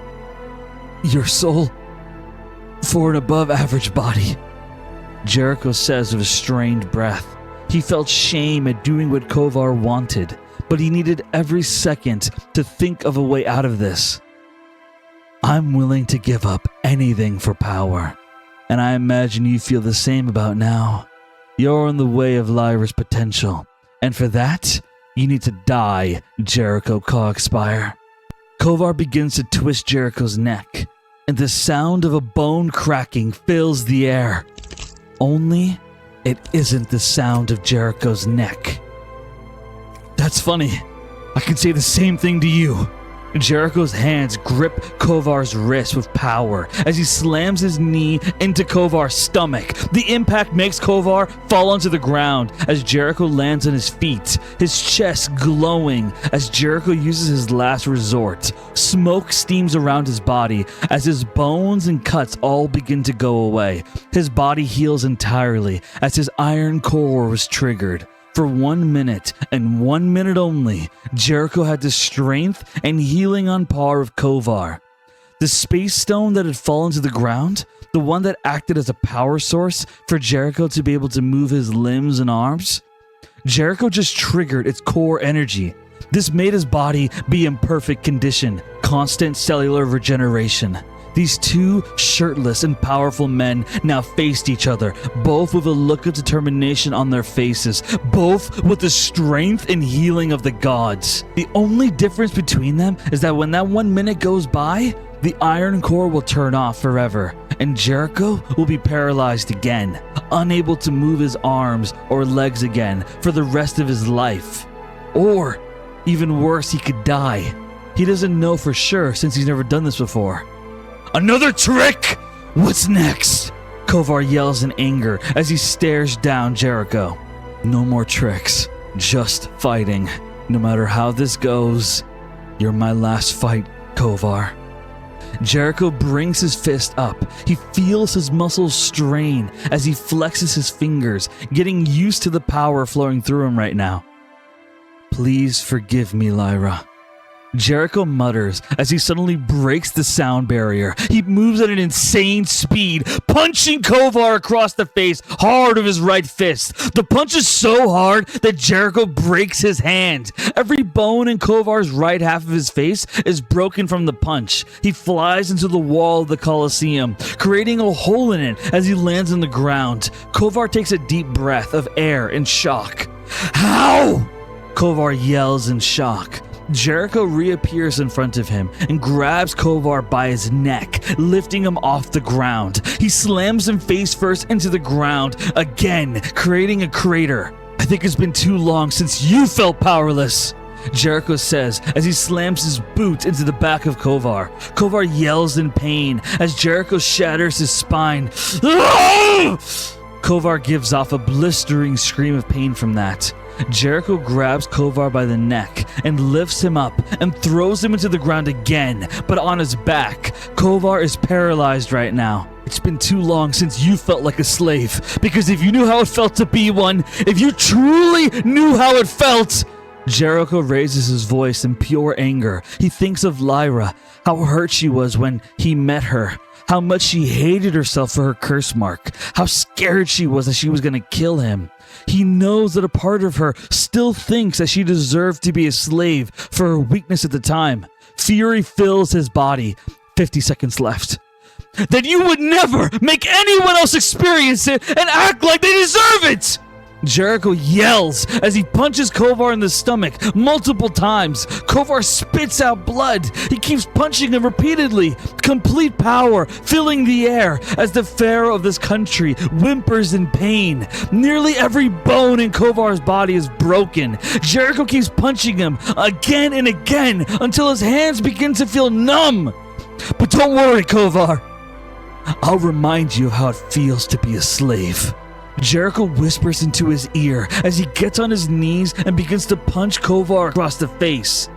Beg for your life, Jericho says as he grips the back of Kovar's head and lifts it to make sure he can look Jericho in the eyes. Please, Jericho, have mercy. You're right, Kovar says in a hollow breath. His spine was beginning to heal. He could feel the bones begin to reconnect. In a few moments, he would get sensation in his hands again. He would stab Jericho's eyes out, and in the confusion, he would snap his neck quickly this time. His plea for mercy should buy him enough time. This weak boy couldn't help but play the hero. I know that I'm right. Jericho suddenly slams his hand through Kovar's chest. His hand is so hot from the iron core right now that he's able to burn through flesh and grip Kovar's spine. His right hand grips it with force as he squeezes it. Kovar screams in pain, feeling Jericho stop his spine from healing. Now admit what you did to Lyra. Admit it or I kill you right now. Jericho yells of anger. If I admit it, you'll spare my life? You give me your word? Kovar asked Jericho. This man, this weak cripple, had Kovar's life in his hands. How was this possible? Kovar had no idea that this was the strongest Jericho had ever been. If Jericho had been born like this, then maybe his family would have truly accepted him. Maybe if Kovar wasn't abused as a slave, he wouldn't have become the monster he is today. The maybes didn't matter anymore. Jericho had 20 seconds left on the iron core. Yes, I give you my word. Now admit what you did. Jericho shakes Kovar's spine like a piñata. Kovar remains paralyzed and in agony from it. I manipulated her. I hired the frost giants to attack her. I wanted her brought here. I had heard tales of the winter night, Lyra, that she abandoned her position for her guild. I wanted her strength. It was all arranged. I made her into Vora because Vora is the kind of love that I want. A loyal survivor. She's mine, Kovar says with desperation. Kovar was known as the strongest man around for centuries, but in this moment, he was crying. He was in pain. Finally, we get to see the real you, Jericho says bitterly. 10 seconds left. Jericho suddenly begins to punch Kovar's face again. He punches it repeatedly with the speed and might of a speeding train. Kovar yelled in pain as he felt his skull being crushed. Stop! You promised! You gave your word! Kovar yells in pure pain. Jericho keeps punching Kovar in the face. Soon, he feels Kovar's skull smash under his fists. He keeps it up. He wants to destroy Kovar's entire brain. Heat flares around his fists as the gray matter disintegrates under the heat of his punches. 5 seconds left. Jericho doesn't think about how much he hates Kovar. He doesn't think about how he might die in 5 seconds. At the near end of his life, Jericho thinks about the one person who gave him the courage to fight for his happiness. For a long time, he thought it was the memory of the dead that kept him going. But no, it was the feeling of meeting Lyra that made all the pain and suffering worth it. She deserves a life free of being controlled by others. Love alone isn't enough. I lied. Because you were right about one thing, Kovar, Jericho says as he takes a deep breath and crouches over Kovar's dead body. His brain was destroyed. Lyra is the kind of woman who deserves a man willing to do anything for her. I'll lie for her. I'll kill for her. Jericho looks away from Kovar, desperately searching for the eyes of Lyra, the woman he loves more than anything in this world. And I'll die for her. Time is out. Jericho stops breathing as his body gives out. He collapses onto the ground, his eyes open and still. Jericho Cogspire lays on the ground, dead beside Kovar. Moments pass as the slaves that are stuck inside their cages watch in shock. They all begin chanting, Jericho! Jericho! Jericho! Jericho! The slaves all chant in unison for Jericho. They feel a weight off their chest as they look at their conqueror dead on the ground, killed by a man who was born broken. Kovar's body begins to glow. The spirit of the pharaoh rises from Kovar's body. The spirit considers flying away, restarting the reincarnation process. But it looks at Jericho Cogspire. It sees his entire life. A life of pain and suffering. A life where he was forced to choose between giving up and moving forward. All the things he had accomplished. So much power in his mind, in his intellect. Yet the greatest power in him was a desire to see Lyra again. I want to tell her that she's free. I want to be able to look her in the eyes and tell her that her life belongs to her and only her. This man defeated Kovar in battle. He didn't use tricks like the vampires. He didn't use any special dagger. He killed him with his own hands. The spirit of strength entered Jericho's body, healing him completely. Jericho no longer needed the stone. His body was healed and more. He gasped awake as he realized that he was alive. The crowd continued to cheer. Jericho! Jericho! Jericho! The crowd continued to chant at Jericho as he stood victorious while glowing with power. This was the end of the Republic of Kovar and the beginning of the Republic of Jericho Cogspire.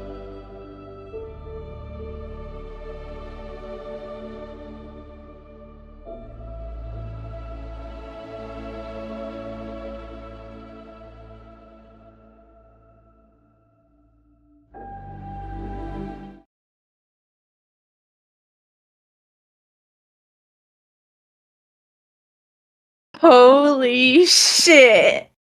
Jesus Christ. Holy Emotional. fuck! Bro, I'm crying! He did it! Oh my god! Yep. I would love your thoughts on what you guys just witnessed. Just read the chat. Like, they. Bruh, that was fucking insane. Holy shit. Bro, when I think back to the Jericho we met in the test of strength, oh, wow. What a character development. I fucking love it. God damn. Dude, that was crazy. Chat That was cooked. really good, Cap. Oh, yeah. Chat cooked. Oh, man. Alice, not GG's. What do you mean? What's this? Easy. Yeah. I couldn't with Alice and shipping the two. I mean, The whole time. the two shirtless, powerful men Staring each other in the eyes across the You guys know battlefield. me. Both fighting for the That same made me seat. giggle. I knew it would. That's why I wrote it. Funny. I knew it would. That's why I wrote it. I think they should just kiss and make up. Yeah, that would be Yo, better. it was so funny seeing Caleb's reaction to Kovar confessing to setting it all up. He's like, I set it up. I set it all up. I was like, you bitch. That's my girl you're talking about. Fuck you mean you set it up. I Oh, could poor feel Lyra. I could feel some of you like in despair when Kovar was lifting Jericho's body up. And oh man, I can't even imagine you guys felt with the bone snapping sound. Bro, Yeah, I was that's about the thing. to fucking oh Yeah. my god. I was about to fucking freak out. I was tempted to write in chat, but I was like, no, I'll leave it. But like, I hope you guys know that it was 11 pages he wrote, and I read it through it. I was reading through it as the video was playing, and we were only on like page 5 when that stuff was happening. Holy I was like, I shit. better shut my mouth. It's so good. Cap, phenomenal. Honestly, I'll be that right was back. amazing. Holy Anyway. fuck, he did it. So Lorelai, Republic of Cockspires. what's this? Your people gonna bomb my man? It's no Now longer that we get Kovar. It's no longer Kovar. It's no longer The Kovar. Republic of Cockspire. We can figure it out. We can talk to them. I thought you were gonna say fuck Spire, and I'm like, what? Yeah, it's Fuck Foxfire. Spire. Hell yeah. Oh. Yay. Lyra was Oh, that was sobbing watching something. this, like It does beg sobbing. the question. Like, the pharaoh or old pharaoh or whatever, right? Kovar.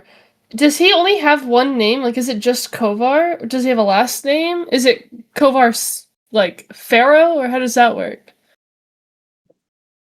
Does he have a name other than just Kovar? Cap safe. No, I'm like, I think it is just the first name. I don't know what his surname is. I mean, then- but like, so then would it I become prefer last name? Republic of Cogspire over Republic. That's what I was of gonna say. Jericho. Would it become Republic No. of Jericho then? Like, It could what be. if he's like Cher? He's like Cher and Adele, you know? Yeah, Beyonce. Yes. One name. Yes. Zendaya, you know. He's one of Mhm. them's. Yeah. I think my Okay, favorite, Yeah. one of my top 3 of GPT was him lifting his head up. Jericho lifting his head up. Bro. Listen, that It's made me very funny. cackle. But we Also, can't get our Jericho's characters very in quiet. Are bikinis. you away from your mic? I'm here now. Oh, okay. But yeah, you were I don't saying? know why. Yeah, Cliff? Yeah. I don't know why, but my favorite one was the one where Jericho's looking at him through his visor, and he's like, Kovar's like turned around, and he's like 100% of critical Kill tag, shot. whatever that. I don't know why. Kill shot. that Yeah. was really I don't know cool. why. It was so good. Glad you guys liked it. And the one shot where it like showed Lyra in the stands, like looking all like freaking out, basically. I love Yeah. that one. That's when I was like, I started crying. I was like, oh my god, Lyra. No, I started crying when he activated his iron core because I was really sad Mm. to yeah. me. Damn. I was like, yeah, he's done. Fuck. when I love how like all of you were like, yeah, bullshit. When he dropped to the ground dead, you guys were like, bullshit. Well, because we know that he's the pharaoh now. Also, when he told the spirit of strength, literally the only thing he said was, "I want to tell Lyra that she's free." I was like, "Oh, Dumb. Jericho, Dumb. her life is Dum, her dum, dum. own." And I Which was like, sounds better, Republic of Jericho, or Republic of Cogspire? I don't know, man. I personally like Jericho is pretty Coxfire cool. more. Yeah, I like But I like Coxfire. Yeah. Cogspire. Also, it could be Like, shortened. Jericho People sounds can fine, just but call yeah, it Coxfire. You know. Mm-hmm. Got Lots that of Cogspire possibilities. Nation. Oh my and- god. Cogspire Yeah. You're the Nation. pharaoh If now. you That's marry him, crazy. will you take his last name? Oh, Ooh, Coxfire. good fucking guy. It's If gonna he be like takes one your of last those name, then half wouldn't you names. just It's name gonna be it, like Lyra, you Cogspire, Maris. Maris. Yeah. I like that though. Coxfire Maris is nice. Or if he Mm. takes your last name, you could just name it the Republic of Maris. Mm. Yeah, that's my thing. Like, do I want ties back to her family back home? Though is the question. Mm. It's true. Mm. Tough one. It's Tough true. one. How do you feel? Yeah. Kovar is dead and gone. How do you feel? Mm-hmm. Thank God. Mm-hmm. Long God, time he was coming. so hot, but no. See, but now we can stop the You're wrong. dragons because we can be like, hey, Kovar's dead. There's a new pharaoh, and he's our ally, and he is very against slavery. We're good. Deal's a deal. Womp womp. Rah! I don't think the Drow King. Kaylin and Alice both went womp womp like in the fucking chat. I was like, Yeah, bruh. womp. Sob story. Don't care. Yeah, bro was like, I'm sorry, like I just was because a slave your once. childhood- Slavery sucks. I hate it. Where so are I'm my just gonna keep fucks? this entire Where are my people fucks? enslaved. huh? No, for real, Really? guys. I can't find them. I can't find my fucks. So I have a Like scene you. that I need to do to finish off this Jericho stuff. So Lyra, get ready. You're about to Mm-hmm. stuff's about to happen. Mm-hmm. Kalis currently is in the bar, like screaming, hooting, and hollering, and is like, "I'm paying for everyone's drinks." Ventari just kind of smiles and like I had Kenan like Ventari kind of like just like, he's watching you happy, but he's keeping his distance as he just smiles and he just nods and he said like he whispers to Calyx, he's like, "I'm happy for her." Of course, it's the Calyx. Calyx Okay, is like, guy, where- you're developing so much. bro, Because where of was me. this energy? Where was this energy when Caliph needed it? Why are you changing now that it's too late? Because Calyx. Calyx gave him a little. Exactly. It's Got his a beautiful, man's got luscious to tell him. hair. Therapy. Yeah. A man's gotta That's the tell real him. bromance. Calyx with every man. Yeah, no, for real. He's a man whore. All right. Okay. Let me play Now, this. one queen, but the rest, hey yo. My bitches. All right. I'm playing music for this part.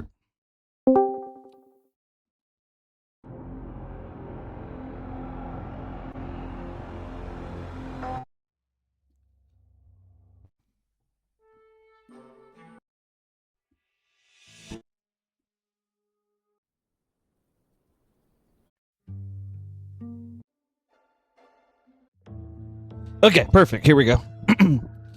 All right, Larry, you ready? Ready as I'll ever be, mate. So you see Jericho manage to win the battle. He stands victorious. All his wounds are gone. Like, his upper body, his clothes are gone. His armor, destroyed.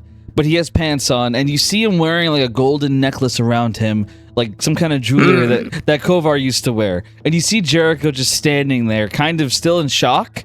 And as he stands there, Jericho, he looks at you, and he smiles. But then he looks at the cages full of slaves, and he begins walking towards them. The people in the cages, they say, We're sorry. We're sorry for yelling for Kovar. We didn't have a choice. Jericho shakes his head. It's all right. You don't have to apologize. You are all free starting today. I'm going to remove your cage door now. As Jericho walks up to the cage door, and you see Jericho kind of like he grips with his bare hands as he begins to pull the lock off with strength. And as he begins to pull the lock off, he manages to like swipe the door off easily as the slaves all like smile and nod at him like thankful, like thank you so much. And Jericho says, "You're free. Get out of here." However, as they begin moving out of the cage, Lyra, suddenly you see what appears to be a movement of sand around Jericho, and you see one man with a sword. You see it barely, but you see it. A man with a sword about to swing into Jericho's back.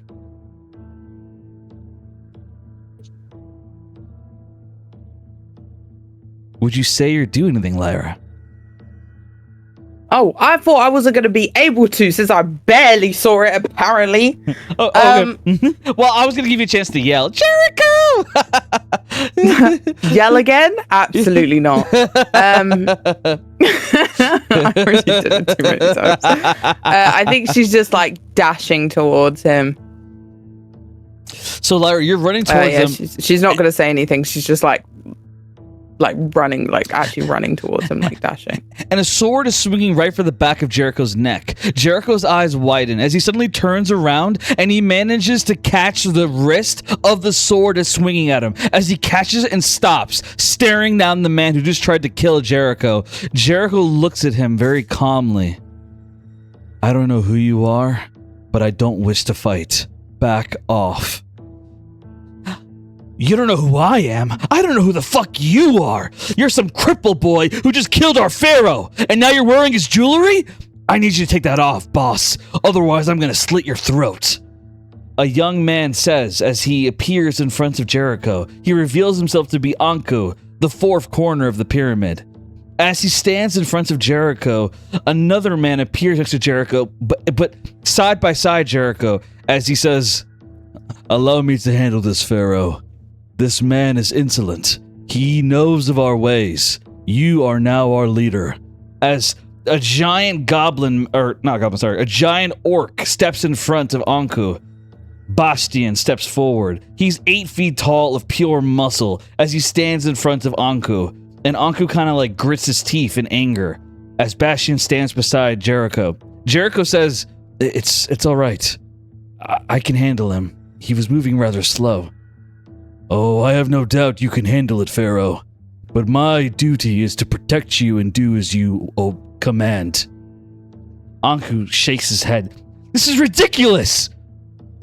We all know that he wasn't even born here. Kovar was our blood. He lived here. He was raised here. Are we really gonna let some outsider rule us? Why not? He seems more than capable to me. As a woman steps closer to Jericho, Hathora, the first corner of the pyramid. I have to say I was very impressed by you, Jericho. Your fight was impressive. You are much more impressive than Kovar ever was. My name is Hathora. I was the personal aide to Kovar, and I would be more than delighted to be your personal aide as well. Lyra comes up. I know, that's right. Flicks her hand off. It's like, back up. Hathora, like, she had her hand on Jericho's shoulder, but when you step up, she kind of like, she takes a step back, but she stays close to Jericho, but she takes a step back as you walk up. And you see Zara and Kemzar, the other corners of the pyramid, walk up as well. Jericho looks at Lyra with a smile as he says, Lyra, as he immediately like drops his guard to hug Lyra, happy to see her. She's gonna punch him in the face. All right. So roll a hit. Roll a hit. No, I just want to do it. Don't make me fail. I want to. Actually, you know what? The more I think about it. No, I will roll. I'll roll. Let's see. I'll roll and then maybe beg after. Like, please. Okay, please. You're good. Please. Listen, No. So what I was gonna do is he's very different now. However, you would lower his guard, so he would hug you. And that's why I was like, please. Yeah, like you would punch him in the face as he just kind of like is shocked by the punch, and he kind of rubs his cheek. And the moment that you punch him in the face, Bastion immediately steps in front. You dare touch my pharaoh? As Bastion like steps in front of Lyra, arms crossed. Your pharaoh? He was mine first. Back off. You big lug. And who exactly are you? Don't act like you don't recognize her. She used to be Kovar's, gladiator, Hathora says. Zara scoffs. Yeah, well, the way I see it, she's old news now that Kovar's dead. Kemzar kind of like rubs his chin. Very interesting. Is this the Iron Genius to the Winter Huntress? I knew the rumors were true.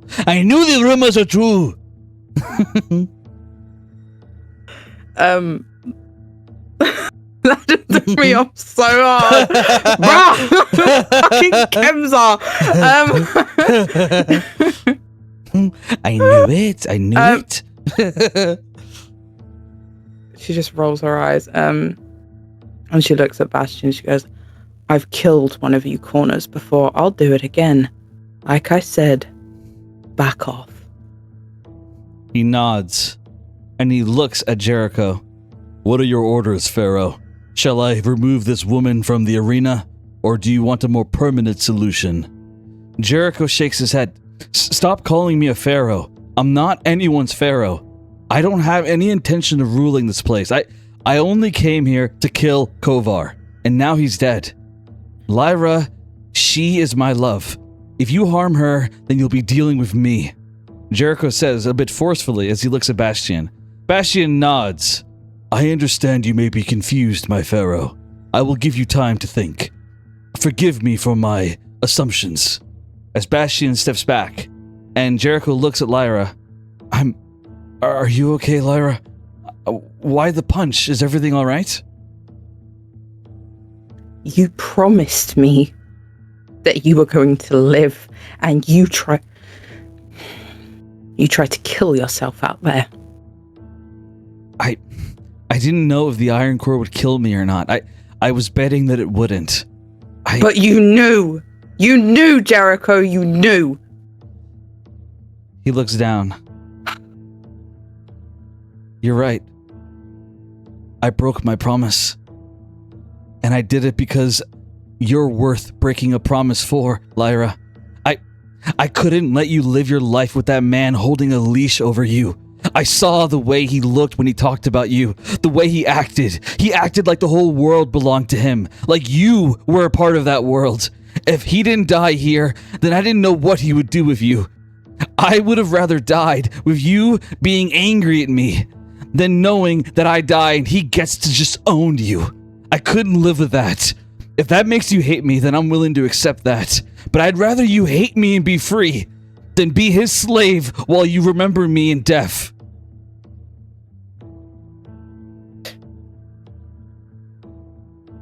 I don't hate you, dumbass. I'm sorry. I was worried. Is that not clear? I was worried. I was going to lose you again. I was worried too. I didn't want it to come to that. He was stronger than I thought, and there was a moment where I could have killed him. But I didn't want to kill if I didn't have to, but he used that against me. He used my kindness against me. It got to a point where I knew that I would die if I didn't use my core. I'm sorry, Lyra. I don't know what's changed. You're so stupid. Oh, sorry. Did you want to say more? No, you're good. Okay, all right. He says, I might be a bit stupid, but something's changed. I'm stronger now. I feel this power in me. Some kind of spirit went inside of me. I can't really explain it. As Jericho kind of just like he looks at his arm for a moment, and Hathora chimes up. Well, it's rather simple. You defeated Kova. The spirit of strength saw potential in you, and so she entered your body, giving you her strength. You now are the pharaoh of our nation, the strongest man around. I mean, just look at yourself. Was your body like this when you entered the arena? As she kind of like glances at Jericho's his new muscular body, as the other corners all just kind of nod, and Jericho shakes his head. I don't want any of this. All I want is to be by her side. As he looks at Lyra, Jericho, and he still so fucking stupid. No, sorry, continue. no. You're, he puts his hand on. Because I wanted her to do something, but yeah. No. You're good. We can do your thing. All I was gonna say is no. Keep doing it. I want this to be end thing, and then she's gonna take him away anyway. Yeah, I got you. So he puts his hand on the pharaoh necklace and he takes it off. He takes it off as he holds it in his hand. I don't want any part of any of this. Yes, Lyra? Oh my god. She's like, Jericho, please. Can we need to talk in private. Now. Jericho nods. Like right now. Jericho nods. Keep it. And she whispers, keep it on for now. Jericho nods as he puts the necklace back on. And as he puts it back on, Hathora chimes in. Would you two like me to escort you to a private room? There are many comfortable rooms inside of this place. Comfortable and private. Don't need any nosy people or of course. eavesdroppers. I completely understand. A pharaoh needs privacy. He also needs loyalty and trust. Someone who respects him. I know I respect you, Jericho Cogspire. Now, please, Hathora. Hathora begins walking, leading the way. We all know what kind of girl Hathora is. Kemzar. Splat! Get out of my man! Kemzar chimes in. He's like, whenever you're done, Pharaoh, I would love to have a moment to discuss this book that you have being created. I would like a copy first. I'm very curious about it. As Bastion calls out, just a moment, Pharaoh. What would you like me to do about Anko? He tried to kill you. Do you want me to kill him? Arrest him? What is your judgment? Jericho stops and he kind of looks at Lyra for like what to do. He's like, He looks at Lyra. Oh my god. Lyra looks back at Bastion and Anku, and she kind of addresses Anku. She's like, "Will you not be able to accept this match and its outcome?" Anku frowns. Roll intimidation, Lara. Please, intimidation. I don't think it's that good, but please. Oh, +7, maybe. So with an 11, Anku looks at you, and then Jericho. She's not trying to be intimidating then. She's like, He looks at Bastion, and he shakes his head as he says, "Whatever. Just find me when you actually want to be a pharaoh," as Anku walks away.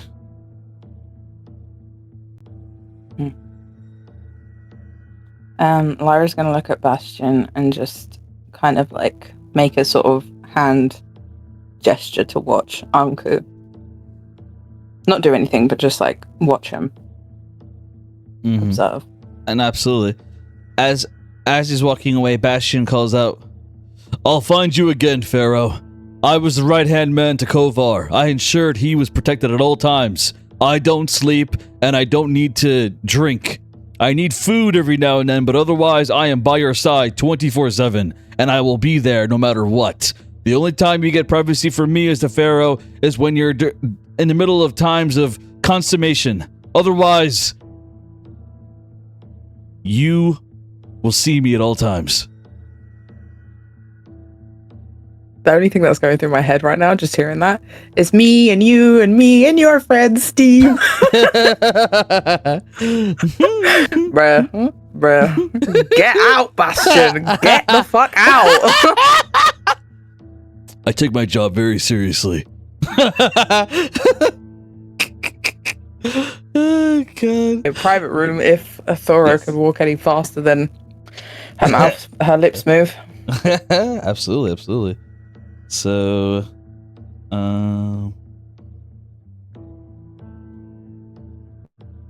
I don't have a map prepared, so we'll just pretend this is a private room I'm putting you in. No, it's fine.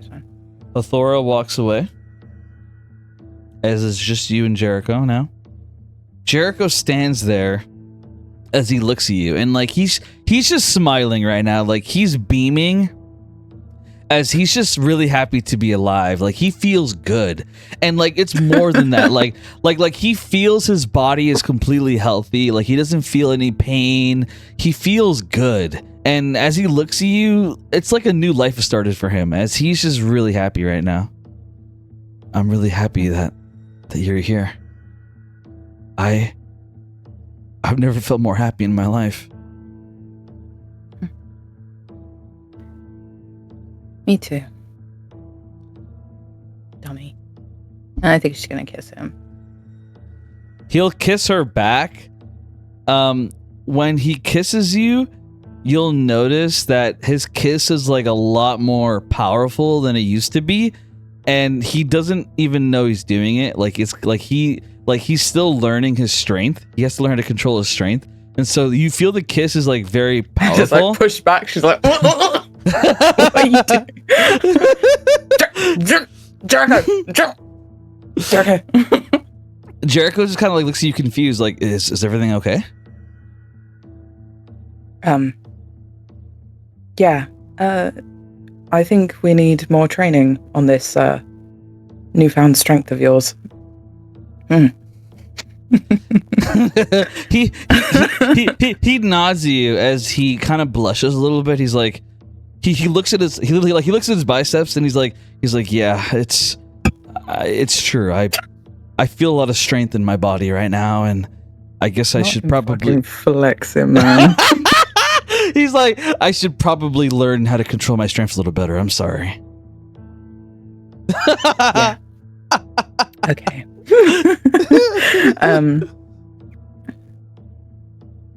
Jericho, I know you didn't get into this fight for this result, or didn't even think about what comes after, but this is important. You don't have to do it, but it would really help. I need you to stay Pharaoh for a while. He kind of looks at you with narrowed eyes. Well, I mean, what about Westvaughn? I don't want to stay here if you're not going to be here. Yeah. I'll be wherever you are. He smiles Doesn't matter. really, like he smiles widely at that. Like he just looks really happy right now when you say that. As he nods and he says, "Really? You'd stay in a place like this for me?" Yes, I'd stay anywhere with you. Even if it was like a dirty cave, I don't know. He nods as he hugs you. He says, "Oh, Lyra, I love you so much. I swear you're..." I love you too. Look, but we need to talk about this. He nods. If I stay in a place like this, I'm an inventor. I'm not a leader. I've never led anyone before. At best, I've given people directions or maybe some advice, but I've never led a country. How am I supposed to be fair of a place like this? It's filled with, well, some nasty people. Barbarians, savages. It's nothing like Westvaughn. I know. And it wouldn't have to be forever, but we need to think about the Abyss and everything that's going on, and we need these fighters to be here. Why are you making a new token? It's just temporary. It's fine. We need these fighters. We need the numbers. We need the people here who are powerful. Everyone here is either kill or be killed. They know how to fight. And you could lead them for that fight. And if we don't have these people, then I don't know if we're going to win. So we need this for now. Please. Jericho nods, but he thinks about it. His mind has always been one that analyzes situations, probabilities, statistics. He looks at you and he thinks for a moment, and then he decides. He looks at you and he says, "Look, I think that I can do it. These people, they're scared of me. I can use that temporarily. I want to get rid of the slaves. That's the first thing I'm going to do. And then after that, I'll convince them to march into the Abyss. I'll convince them to help. But I know the way these people think just by watching them. They are the kind of people that will only do what I say if I'm there in front of them. I have to march with them. And you don't have time for that. The promise is they need you. I really don't want to say this because I really hate the idea of you not being by my side. But you have to stay with the promises. You have to help them in the Abyss. I'll catch up. I'll march with all these damn savages and I'll march in to help you. I'll get there as fast as I can. But I need you to promise me that you'll be careful. Because Oh, like you were? He shakes his She head. like chuckles a bit. She's like, He shakes his head. He's like, in my defense, I don't have any crazy exes that are trying to kill you for me. Stay silent for a second. Kovar and I were never romantic. Anyway, fair. As long as, okay. She's like kind of thrown off. She's like, he wasn't an ex. It was no. Jericho nods as he's like, I wouldn't judge you if anything did happen. But it didn't, because it didn't, and it did not. Have I thought about it? No, maybe, but not for a long time. She's like trying not to dig herself into a hole. It's like, anyway. Yeah, he nods. You're right. This is not a goodbye, but, I'll see you later. I want to give this to you. He pulls something out of his pocket. It's a piece of metal that's fried and heavily damaged, and there's little crumbs of a space stone inside of it. But he hands it to you. This was my iron core. It came out of my body when I came back to life. I want you to hold it for me. I want you to keep it until I see you again. She's like looking at this crumbling space rock thing.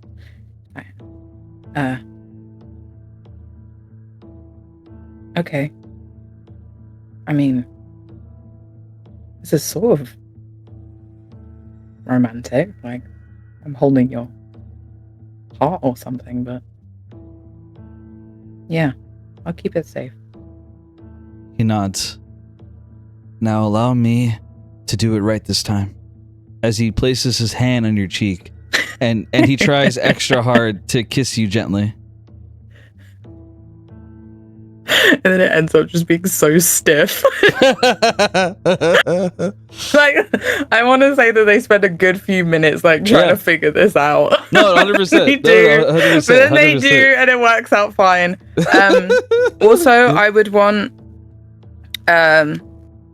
if he can, or whoever can, she would want to speak to Hathora just about. It doesn't have to be an actual conversation here.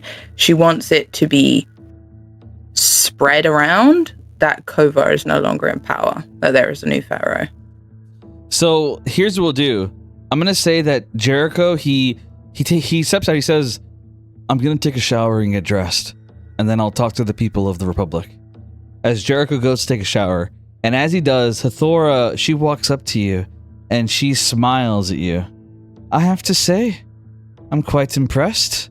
You managed to catch the eye of not one but two pharaohs. Hathora, please.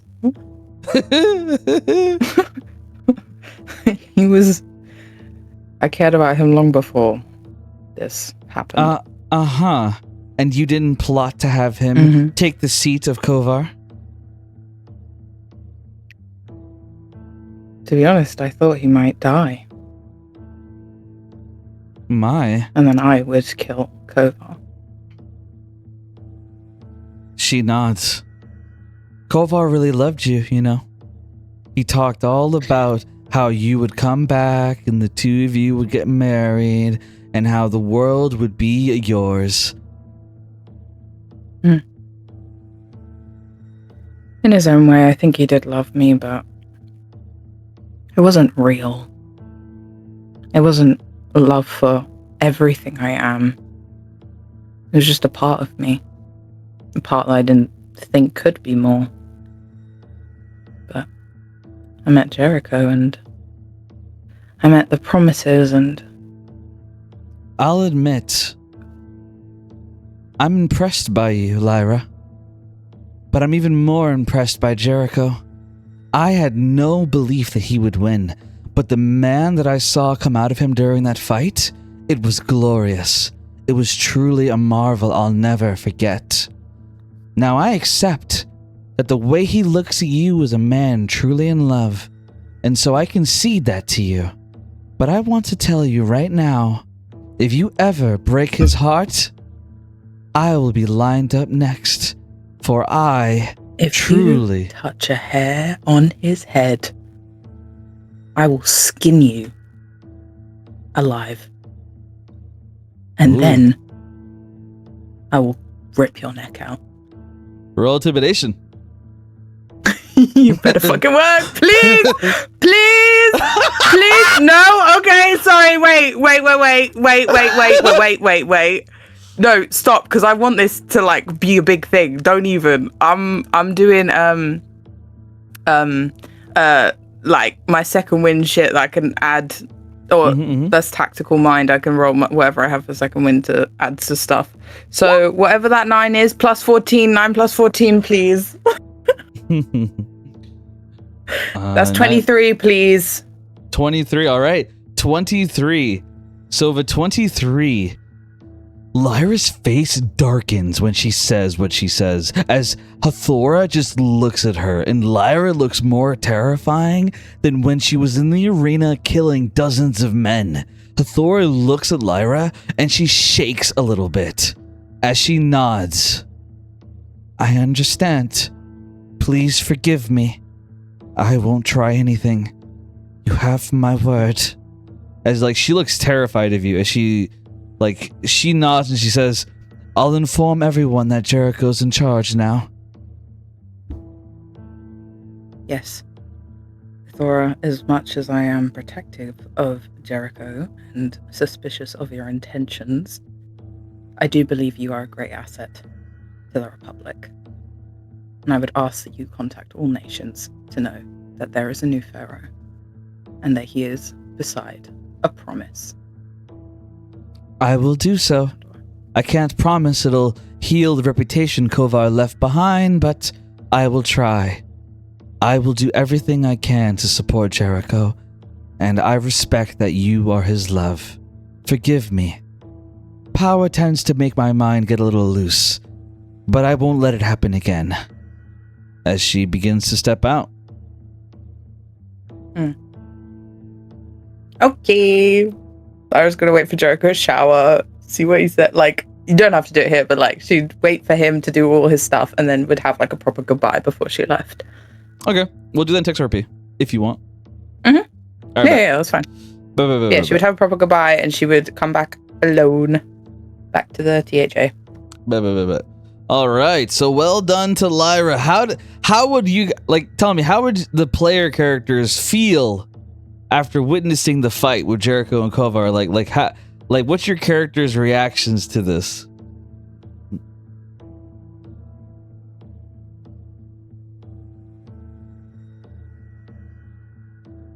Don't all volunteer at once. Actually, you know what? Hold on, let me check the notes real quick. Okay, so yes, this reminds me. So Caleb is not feeling well, which is very understandable. Honestly, maybe we just cut session here and we continue next week, because no, you're in a lot of pain, and I don't want to continue if you're in pain like this. It's not a good thing. We can when it comes to the scenes that I have in mind, we could always write them as well. It depends on Gwen. Gwen, would you rather write your meeting of the Orlos, or would you like to act it out in session? I mean, I'm fine with either. It just might be kind of goofy in terms of like the VODs. I joined on my phone. You can keep going. I know I know you're very kind, so you're gonna say that, but you're suffering. What were you saying, Gwen? No, I want to keep going. Sorry, Gwen. Okay. I just said it might be weird with the VODs unless we start the next session going over what was done in text RP. That's true. Very true. Very true. No, honestly, like, Cap, I want to keep going. It's just that when I'm sitting down, my foot doesn't get enough blood flow, and then it starts hurting. You're good. So laying down is most comfortable. And I know I won't be in the next few scenes because it's mostly gonna be Gwen and then Lyra. And then once it's turn for me to be in a scene, I can go back to my computer. It's fine. I just need a little break right now to let my foot rest. So please don't end the session because of me. I would feel so bad. No, you have nothing to feel bad about. You aren't the first person that I had to end for, and you won't be the last. It's okay. It happens. Life gets in the way, but that's okay. We'll continue. Well, but we're not ending though. So no, you're good. All right, we'll continue. We have to distract Pookie from the pain. We have to. Yeah. All right, we'll continue then. No worries. Okay, so we are going to resume. Gwen is going to meet the Orlos. I have to go after that. That's crazy. After all that, now I get to have my awkward scene. You're not gonna what? You're gonna be great. What do you mean? I'm gonna do so bad. It's okay. You're gonna do great. We want to kill you. No. Wait, listen to me. You're gonna do great. Don't worry. I'll if he comes for me, he's dead too. That's all I'm gonna say. Who's the new ruler of Carven Empire? What? I don't know how this is gonna go, but we'll see. Oh, it's gonna be interesting. I just worry what's gonna happen once he asks about Iris. Gwen doesn't know. She's training. Yep. Gwen said it best. Yeah, but then he's gonna be like, well, she couldn't stop to come see me anyway. She doesn't even know that this is going on. She's trying to become perfect Genasi. I don't know what to tell you. All right, I'm putting. I don't know why she'd want to come see him anyway. No, for real. I'll save it for the RP. No one would. All right, here we go. Margot, please chill. I gotta do my scene. Margot's like, let me in. I want to do it. I She's tell being him. crazy right now.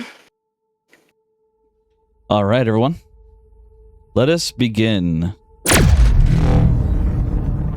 So, Gwendolyn, you teleport into the Carven Empire, a place that some would argue is the reason why the Abyss exists in the first place. Their creation of Genasi, the abuse of citizens, the eventual interruption of the god of sin, Ovelius wanting to save her husband and her son. A lot of the Abyss is because of this place. As you stand before Emperor Orlo, the father to Iris Orlo, a promise of the Promises of Pandora, a player who unfortunately decided to take a break from D&D, and so she's no longer in the campaign, and her character is dead. However, that has not been established yet, so Gwen does not know that, to be clear. Anyway, Gwen appears in front of Emperor Orlo, and the forehead of the the elemental houses of the Carven Empire, the four Genasi overlords, along with the older brother Fester. All right, Gwendolyn, you enter the room. Emperor Orlo, he is sitting in a chair with his feet kicked up on the table. He looks indifferent to seeing you. Well. Gwendolyn Wonder, you're alive after all. I could have sworn that you had died in that abyss. Well, was that your intention when Ovelius and you sent me to the Abyss? He frowns as the overlords kind of like look at Emperor Orlo. And Roanna, the water overlord, she says, "What is she talking about, Emperor?" He shakes his head. "Nothing. She speaks of delusions and conspiracies. I had nothing to do with you being taken to the Abyss. Blame your deadbeat father for that." Gwen slowly nods and she goes, "Oh, I see. They don't know." "We don't know what?" Noon, the fire overlord, says. And Fester shakes his head. "Will you all shut up? Don't let this witch human convince you to turn against our emperor. His word is law. Hers is nothing more than conspiracy. Move on with your proposal already, witch." Fester says as he looks at Gwen. "I would like to hear what she has to say," Stone, the Earth Overlord, says as he looks at Gwen very patiently. Ilian, she begins to speak up as she says, "I am curious as well." Lucian Orlo stares at Ilian, the Air Overlord, and she shuts her mouth. "Never mind. I do think we should go on with the meeting."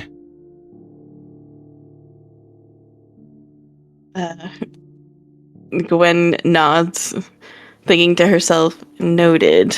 And she stares down Lucian and she says, "Well, I'm here to ask for your assistance in defeating Ovelius and the Abyss. Seeing as they're a bordering threat, surely this should interest you, Lucian." He frowns at you. "We have enough issues within our own borders. Why should we bother with anything outside of it?" Your issues within the borders, you mean the humans and my family, mainly? It doesn't help that your brother took our water supply hostage. Day by day goes by where children aren't able to get the water they need.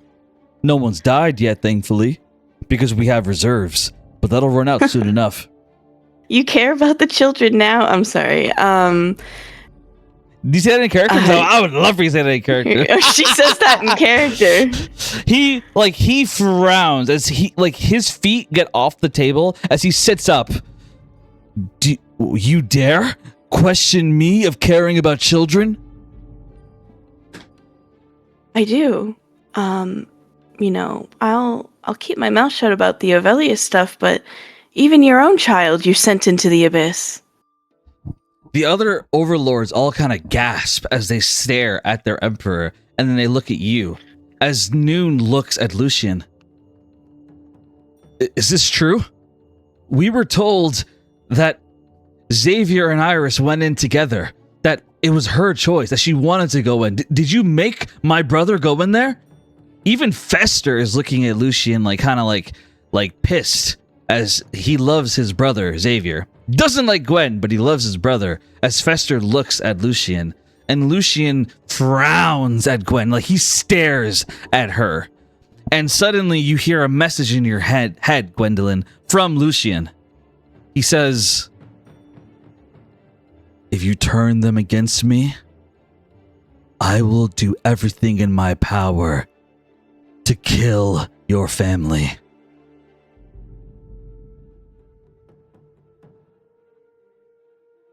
Ooh.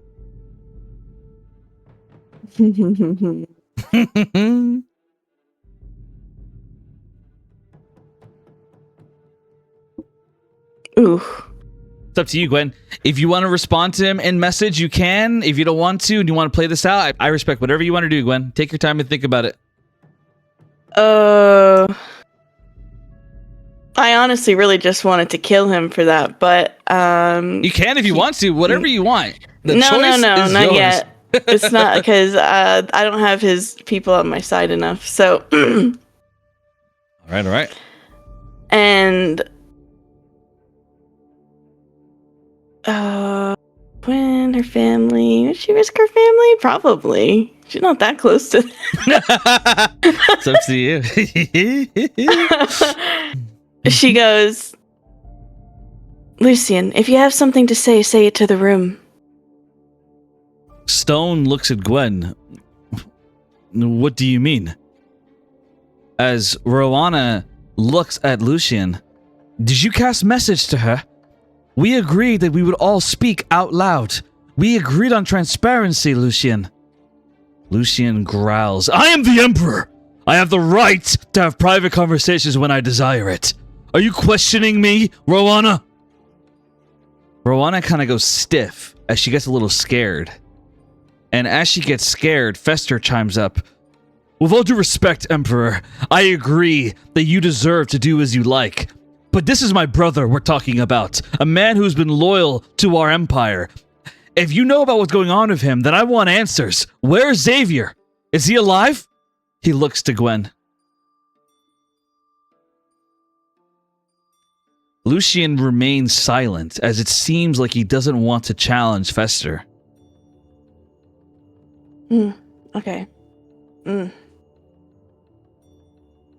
Gwen. Oh, I have to order of events this really quick. Take your time, Gwen. Take your time. There's no rush on you. Take your time. Private. I'm gonna leave that comment for after.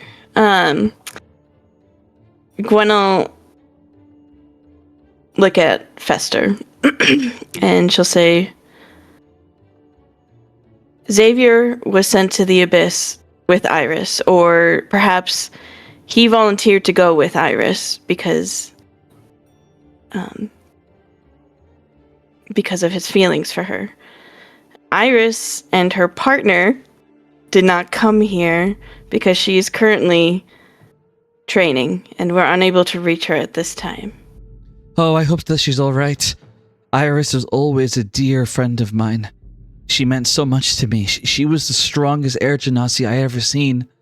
I hope that she's okay. Tell her that I miss her, Ilian says as the Air Overlord. Gwen would nod and say, I will, as soon as the room that she's training in and she's mastered perfect Genasi form. I'll tell her. And then she looks back at Lucian and she'll say, oh shoot, I wish I remember fully what he said. Okay. Basically he says, if you turn them against me, I will kill your family. Like, I will destroy your family. And then he said something about, he had a right to a private conversation. Yes, okay. That's right. Yeah. A private conversation. Right. And also to keep private that you've been working with Ovelius and that the orphanages send children to the Abyss to make the Abyss stronger. Shut your mouth! So Lucian stands up. He is no longer he kicks his chair on the floor as he stares at you. You little. He crunches his hands. Gwen, roll a wisdom save. Or no, con save actually. Con save, sorry. Roll a con save. He's crunching his hands at me.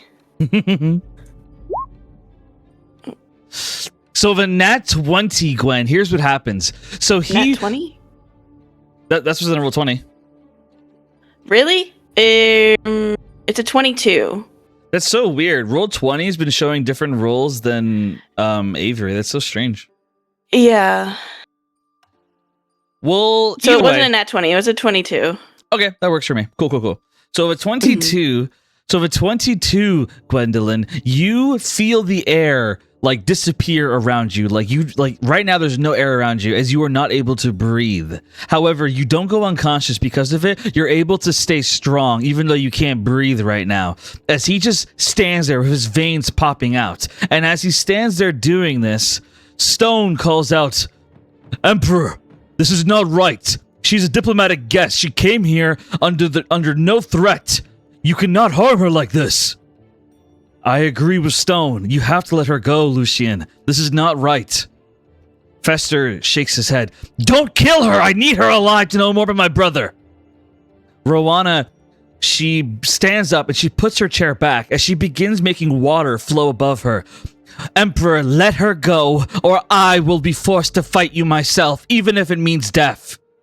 Ilian looks to Gwen and then looks at the Emperor. As the Emperor says, fight me if you have to, but the result will be the same. Her lies die with her, and anyone who sides with her dies as well. Ilian watches the exchange between the two of them, and she thinks about Iris. She thinks about how Iris wouldn't have wanted this. As Ilian suddenly, she swings her hand, and Gwen gets the air back in her lungs. As Lucian stares in shock and looks at Ilian, you dare give her air? Ilian says, I'm sorry, Lucian, but she deserves the right to speak, even if it is lies. Lucian looks pissed as he stares at you, Gwen, as you get air back in your lungs. He's no longer crunching his fists. Gwen nods to Ilian and looks back at Lucian.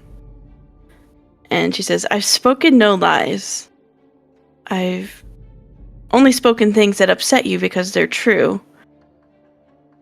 I didn't come here necessarily to turn your whole council against you, Lucian.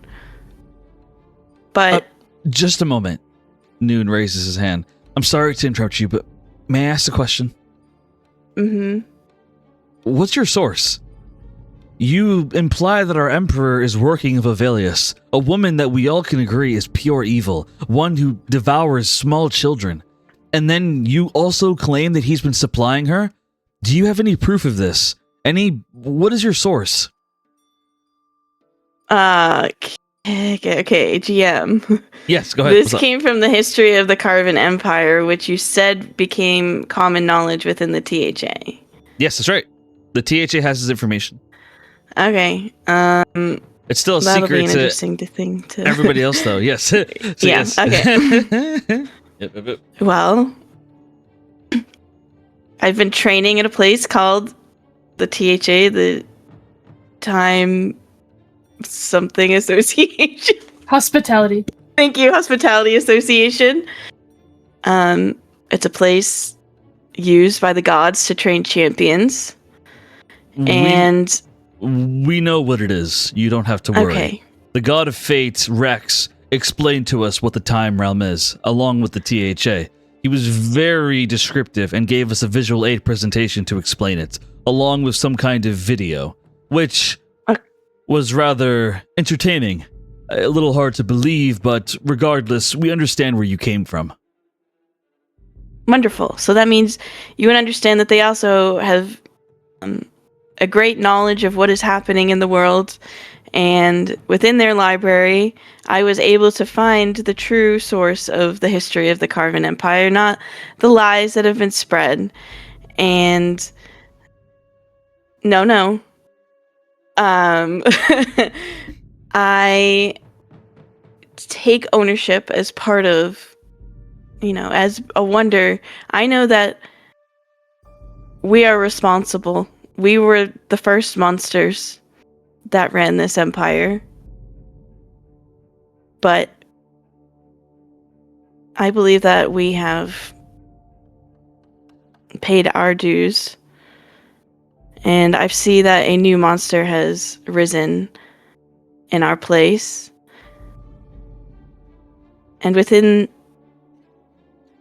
further proof that I have that I'm not sure how to show you is, I remember as a child Lucian and Ovelius forcing my father to leave me in the abyss so that Ovelius could take over my body and have my chaos magic and the phoenix. And she would leave the abyss, and God knows what she would do to the Empire. Lucian frowns. You're a promise, right? Why couldn't my daughter Iris come here instead, if she's a promise as well? She is in her own training to gain the perfect avatar state. And we're unable to reach her at this time. He frowns and shakes his head. The other overlords all kind of process what you're saying. Roll persuasion, Gwen. Let's see if they believe you enough to overthrow an emperor. 28. So a 28.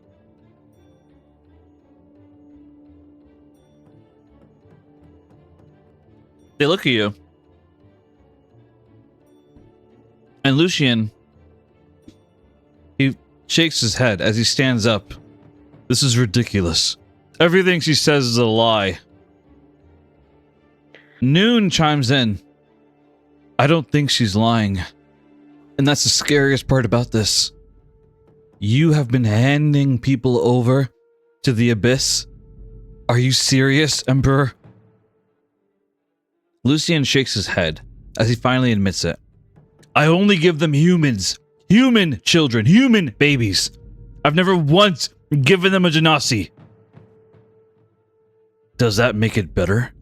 Stone asks. Well, I think it makes it better, Fester says. As Rowana shakes her head. I knew that the Orlos were corrupt, but I had no idea it was this bad. You've been working with Ovelius? I demand that you step down as Emperor right now. We'll hold an election to decide which of us will become the new Emperor, but you are done, Lucian. Lucian shakes his head with a laugh.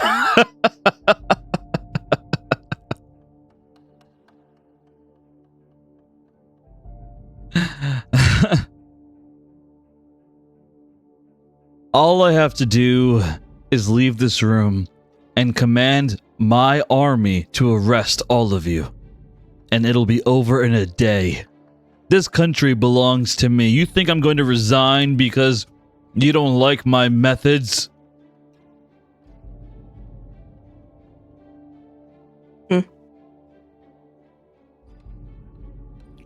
How many of you wish to see Lucien Orlo resign?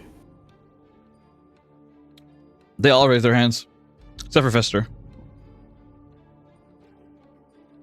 And Lucian, you're unwilling to resign?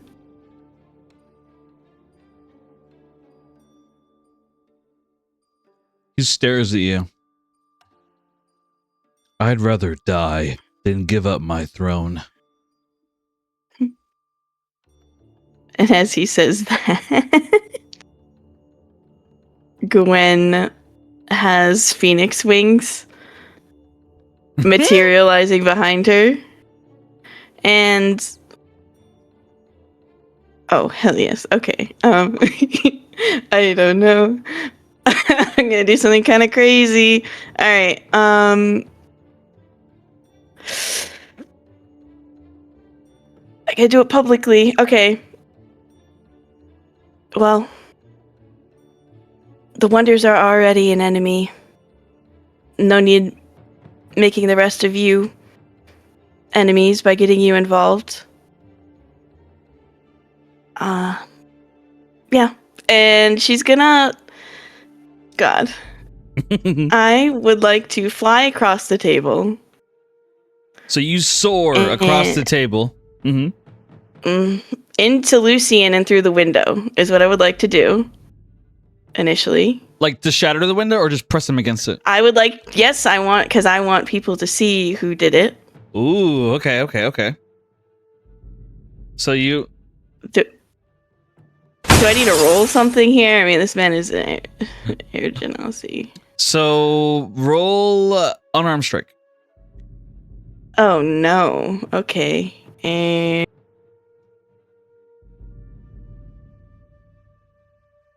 is that with the Phoenix? No, she's weaker as a Phoenix. 2 seconds. I have to find my unarmed strike action. You're good. Attack. Oh God. So the fifth.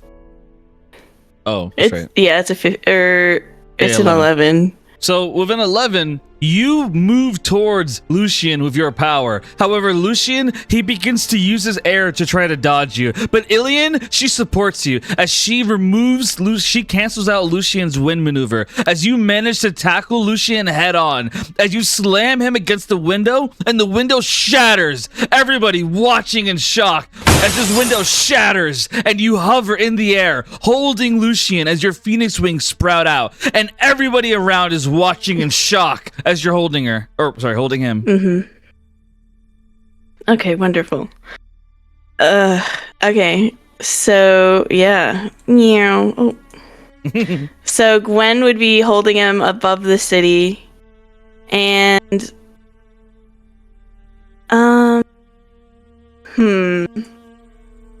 Is there any way I can, like, use spell slots or something to enhance my telepathy? Yes. To, like, speak to, like, everyone that would be able to see her anyway. Or Absolutely. even more than that.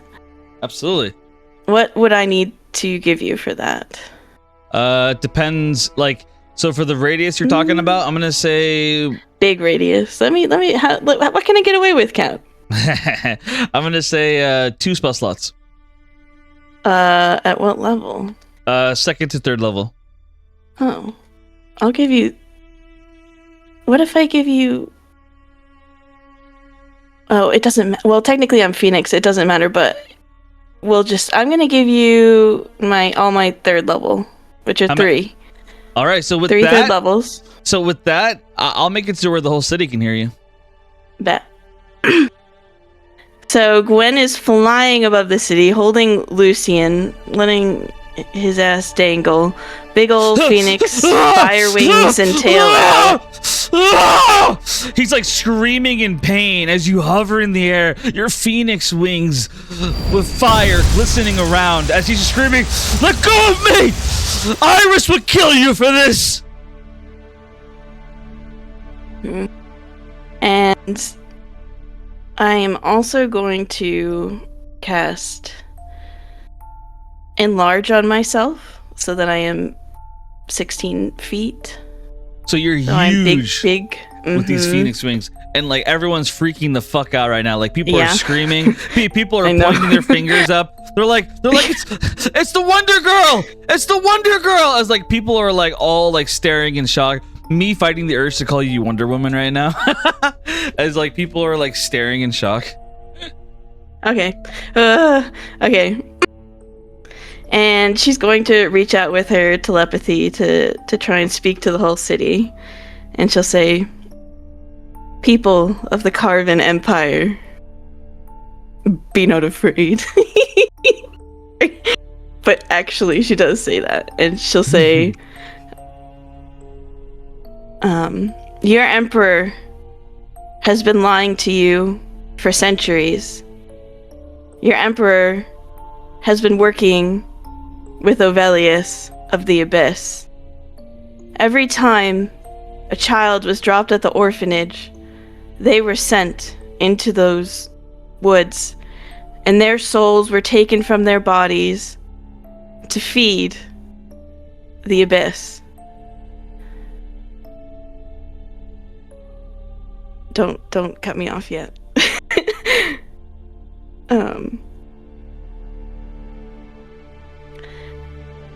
I am Gwendolyn Wonder of the Wonder family. I am the Phoenix, and I have come to set you free of Lucian.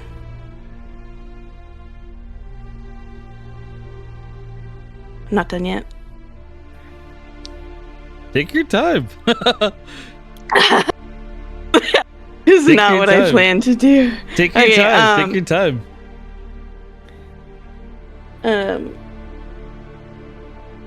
I came to him today to ask for help as the Abyss grows more powerful and Ovelius positions herself to take the power of the stars so that she may take over not just our home, but the whole of our continent.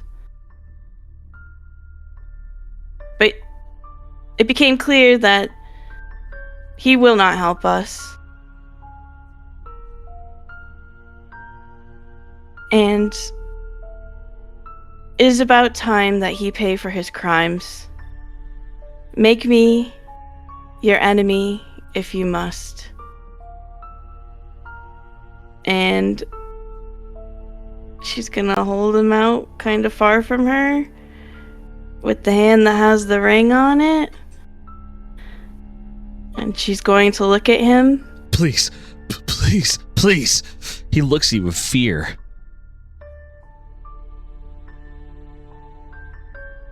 Please what? Why do you deserve mercy? She says just to him. You killed your wife. You condemned your daughter to death. Because I can help you.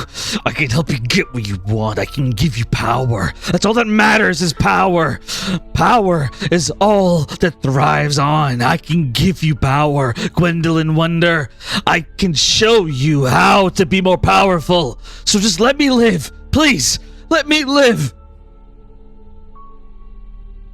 And she's going to let the power of the Phoenix kind of consume her more and like bring more fire onto her and catching him on fire as well.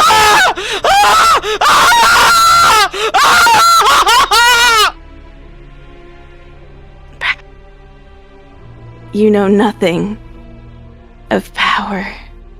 And she's going to activate the ring and think of him. And just like give him a that, heart attack. Yeah. Lucian Orlo, the Emperor of the Carven Empire, a man who spent centuries handing children over to Ovelius, helping her and getting so strong so quickly. A man who plotted against the Wonders for a long time, was now defeated by Gwendolyn, and not for the sake of her family, not for the sake of her own power, but for the sake of the world. Gwendolyn rises above the masses as the purple phoenix, power flowing around her, her voice speaking to all those around, Genasi and humans. And in her voice, they don't sense malice, they don't sense anger, they simply sense justice. as multiple of them raise their hands in the air and they chant your name. Gwendolyn Wonder! Gwendolyn Wonder! You hear the masses chanting your name as some chant out the Phoenix. Orlo's body goes limp, and as long as you're okay with this, he falls to the ground, dead. Mm-hmm. And as you turn around, you'll see all the overlords, even Fester, a bit begrudgingly, but Noon has his hand on the back of his neck. As you see all the overlords bending the knee to you, they all kneel as they say, "Please spare us, Gwendolyn Wonder. We shall serve you, for this empire will be ruled by a wonder again," as they all kneel to you. She nods to them, but she's gonna do a little lap around the city, little fly around the city, impressively with her giant enlarged phoenix form right now, and she's going to speak to the people one last time, and she's going to say, "It is up to you now to defend our home from the growing threat in the abyss. Water will be returned to all of you. I'm sorry for the suffering that it has caused. And the council will be made up of humans and genasi, and we will find a way forward once Ovelius has been defeated." And she would fly back to the council room. She'd go back to her normal size, and she'd kind of land on the table and turn to face them, because I'm guessing they're still near the window. Mm-hmm. And she would say, "No harm better come to my brother or any of the other humans. I trust that you will make the right decision and that we have your support and we can fix the mess that is our politics after we rid the world of Ovelius." They all nod, and they pledge to you. "This land, this empire is yours. We serve you. Thank you for exposing Lucian for what he was. We shall do as you wish." They all nod and kneel to you. Ilian calls it, she says, "Which of us would you like to lead the empire while you are gone? Only in your name, of course." She looks them all over and she says, "I owe my life to you, Ilian. It would be my honor that you would lead in my stead." She nods. "I will not let you down. We are behind you. I want the inequality and discrimination of the genasi and the humans to stop. We are all just people trying to live. Lucian tried pushing for a civil war, but I don't want war. I want peace. I will do as you desire. I will lead our military to the border. I will invade the abyss, and I will give my life if necessary, if it serves to bringing peace to our home.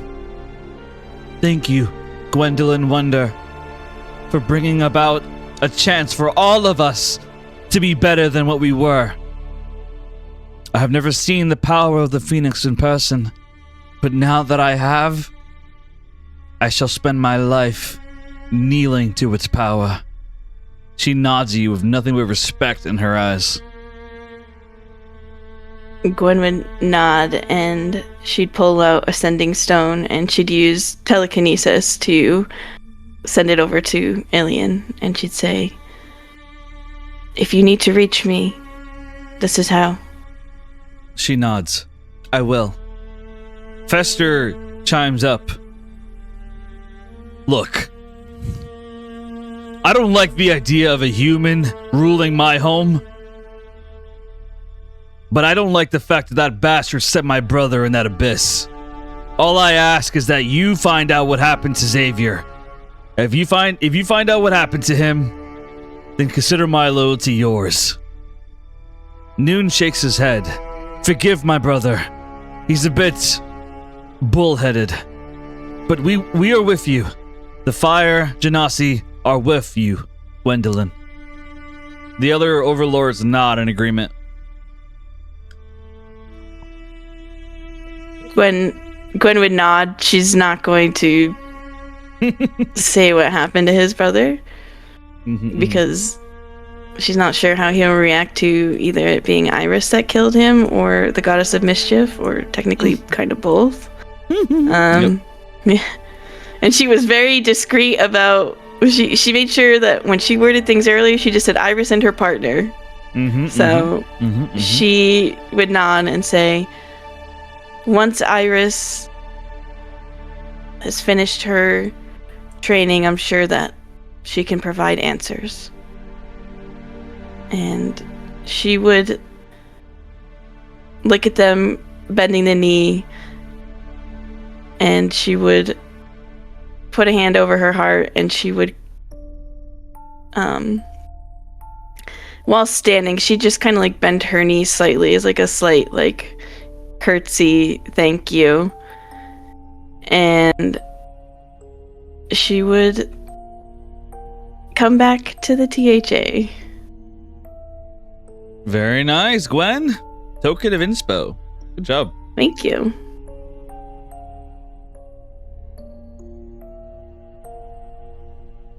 For killing Lucian, I was not expecting that. There was a 50-50 chance in my mind that I was going to be killing Lucian, but that wasn't how I thought it was going to go down. But I think it is important that it doesn't just happen behind closed doors, because I don't want them spinning the narrative. How do you feel? The Wonders are back in control of the Empire. I feel good, but that's because I know that Iris is not playing. Gwen would feel a little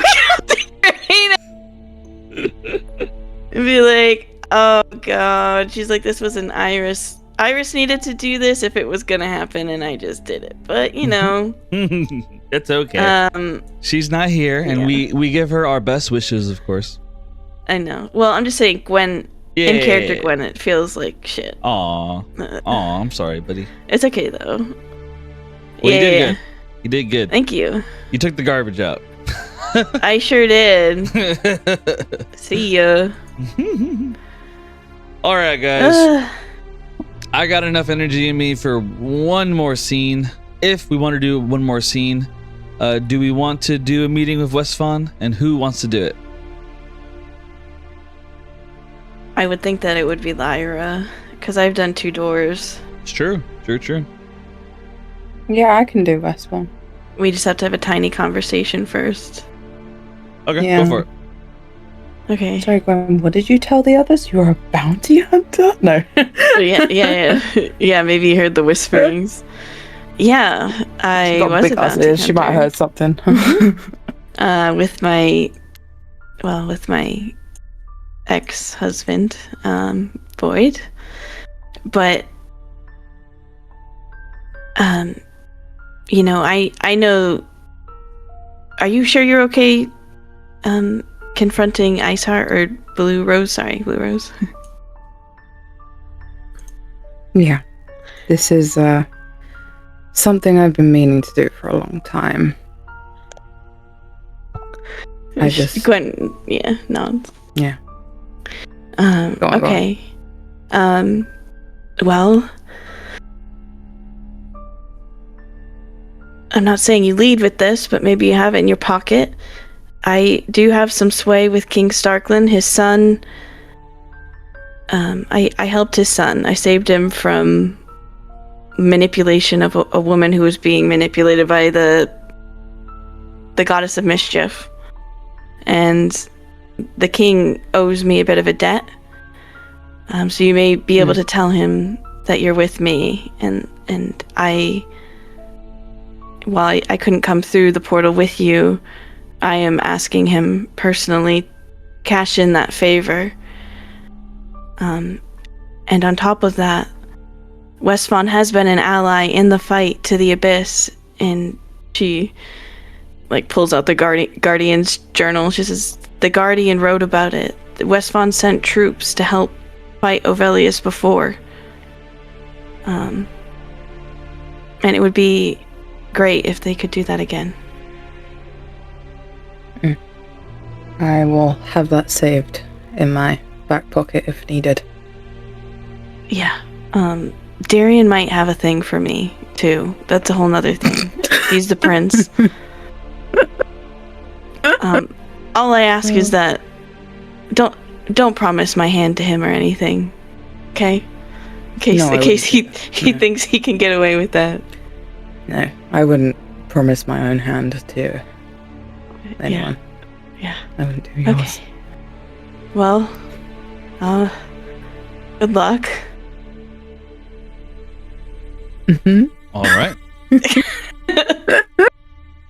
She's Lyra's quite nervous. She's like, okay, I think maybe she's muttering to herself before she goes in, okay, Gwen, and then the prince has a crush on her, Gwen wants to marry her. But it's owes her a favor. They've helped before. Blue Rose.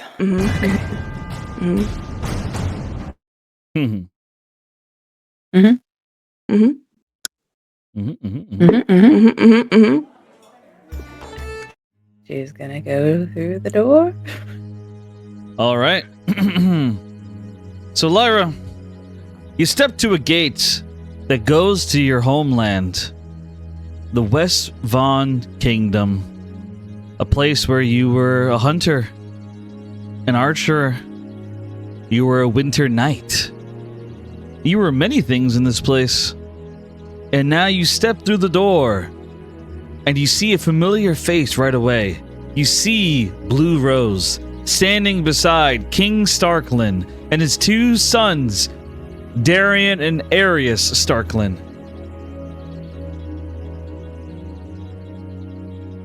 One moment.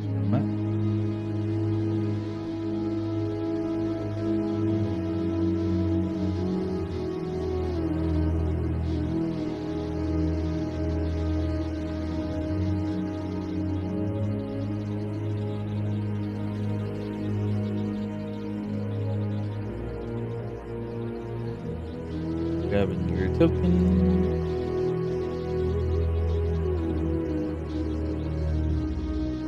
Okay, there we go.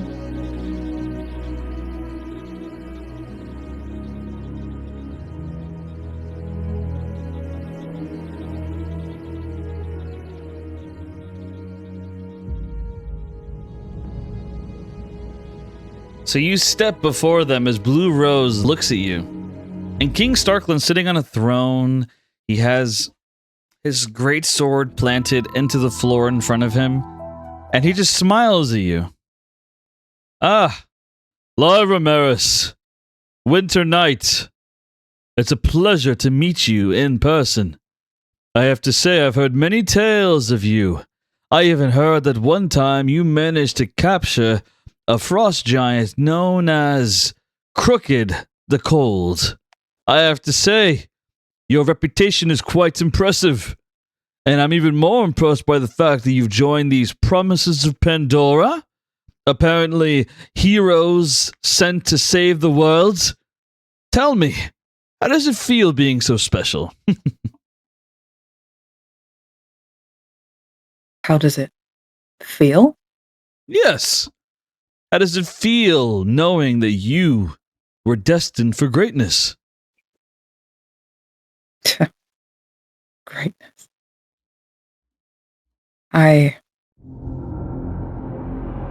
For a long time, I didn't think I was destined for anything. But I have been given this power and I'll use it to protect the people that I care about. There's no feeling special about it. It's what I have to do and what I will do. He nods at that. Blue Rose, he doesn't even look at you. He looks anywhere but at you, Lyra. As Darian and Arius stand beside King Starkland, and Arius, he steps forward. I have to say, I'm rather impressed by you, Lyra Maris. You are a warrior unlike any that I've heard of. Well, in terms of being a woman, that is. I have to ask, is your hand taken by marriage yet? Not yet, but I would like to be the first to inform you that the man I would like to marry is now the new Pharaoh? Or should I say Emperor? I don't know. Pharaoh of the Republic. Arius frowns. You're engaged to Kovar, the savage who reportedly kidnapped you? No. I am engaged to Jericho Coxspire. She's not engaged, but anyway, she's going to say it. She was like, I don't have a ring. I am in feelings with... No, wait. I love Jericho Coxspire, and he has fought and defeated Kovar. Arius kind of frowns. Jericho? Who is that? I've never heard that name before. And Darian chimes up. You know of him, brother. He's the reason why your gear is so clean. He's the one who invented that new tool that can wipe off rust off blades. Jericho Cogspire. He's an aspiring inventor. Or rather, he was until he joined a secret unit of ours a while back before he went off on his own. He used to help us with secret operations. Arius' eyes widen. Oh! The skinny man with the technology? Really? That is who you're in love with? Some scrawny man who knows how to use tools? If you saw him now, you would not say that. But yes, that is who I'm in love with, and that is the new Pharaoh of the Republic. Arius nods. Well, I suppose I'll have to take your word for it until I meet him myself. But either way, you have my respect, Lyra Maris. Your father is a part of a strong guild, so it makes sense for your reputation. I thank you for your service, and I expect that whenever this war that you've come to talk about is over, that you'll come back to the Winter Knights. I'm in charge of them now. I'm not sure if you were aware of this. Take a breath, and she'd look at Blue Rose.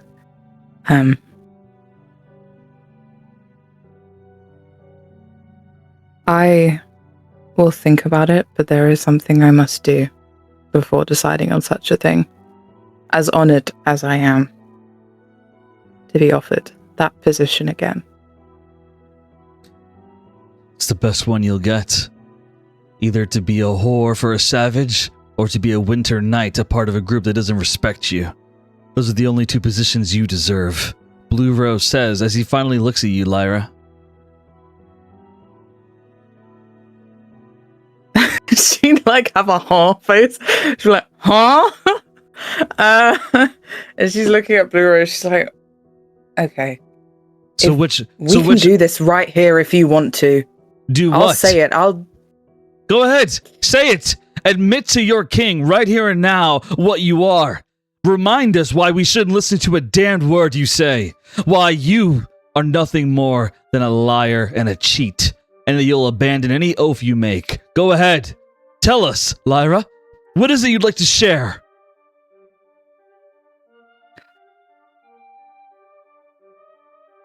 She'd look to Starklin and she'd say, is his name Starklin? Starklin.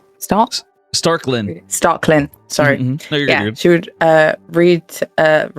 she would look to King Starklin and say, I hope whatever I have to say does not change your opinion of the real danger that is at hand and the fact that we do need your help.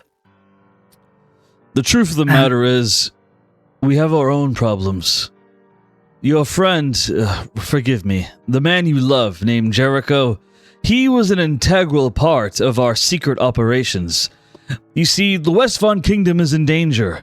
We don't have Ovelius to worry about or the Rotten, however, we have something else dormant in our borders. A monster that is growing by the day. Jericho was helping us in securing the monster, however, he decided to run off for some kind of quest for the Goddess of Honor. And so because of that, we've had a harder time containing the threat. If you could guarantee aid to us, then perhaps we could give aid to you. I can. Of course I can guarantee that. That is... Westfon is both of our homes. Well, then, we would not want to see it destroyed, especially if we could do something. I know that for a fact. I know Jericho. Well, then I have one condition. Blue Rose is against us. He is my commander, and normally I adhere to his words. However, I know that he has bias against you. He feels betrayed by you abandoning your post. But I understand that life has different circumstances. I can forgive you for your desertion. However, we need Jericho back. He's the only one we have that is capable of inventing the devices we need to keep the threat under the ground. If you can guarantee that after this war is over, Jericho will come back to serve in our secret operations, then we're willing to lend you support. Bro, always about Jericho, bro. Everyone wants him. Get off my land.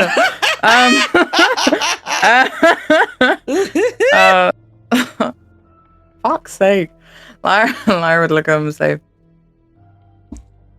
he has other responsibilities now. A new nation to rule.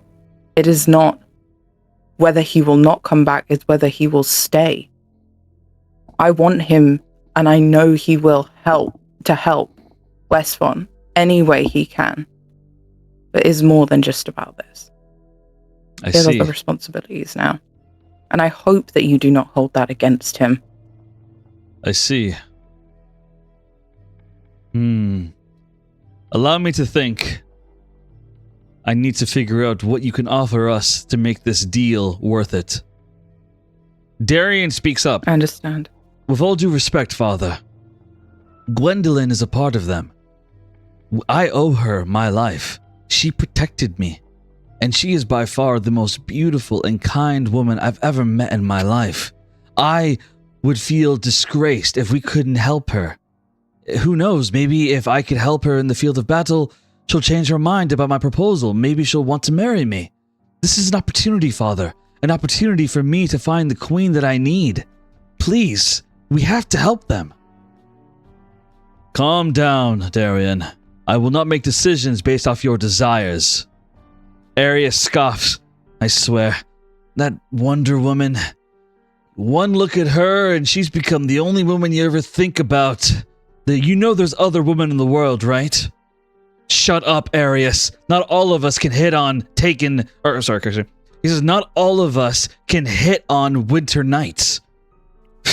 I was simply expressing my desire for Lyra. I respect the fact that she's taken, and I won't bring it up again. Unlike you, who seems lustful for a taken woman. Oh, please. That Void guy, I highly doubt that she'll want to stay with him forever. She deserves someone who will do anything she desires. As the two brothers bicker, King Starkland just sighs. Enough, quiet. I need to think.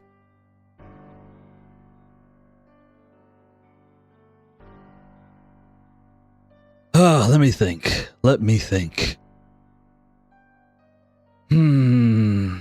Lyra's looking at Blue Rose like so intensely. She doesn't like, it's not a glare, but she's like really looking at him. Give me a moment. I need to think of a new proposal. Blue Rose wanted to speak with you privately. Do you accept his audience? I do. Very well. Both of you step outside. Come back in when you're done. She would nod and turn towards the door to walk out.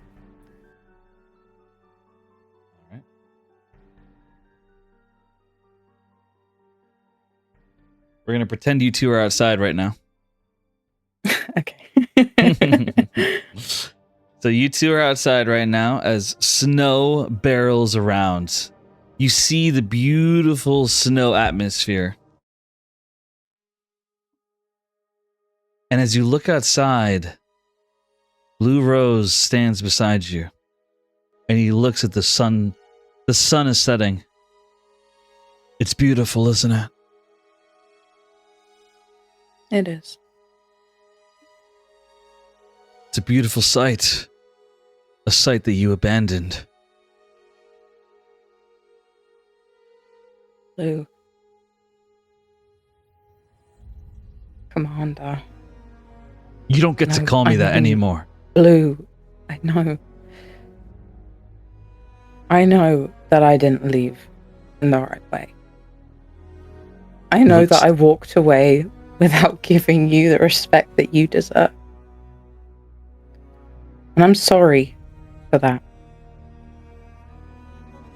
Not sorry for the path that I chose, but for not trusting you enough to tell you why.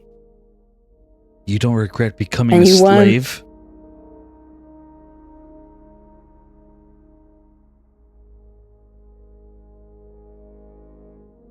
I've done many things that I regret. Being a slave is one of them. Hurting you, probably the biggest one. Because you weren't just my commander, you were the one who made me who I am. Everything I know about being a knight, fighting. I learned that from you. And I want you to know that I never stopped carrying that. That every battle that I fought since I left, I fought it the way you taught me.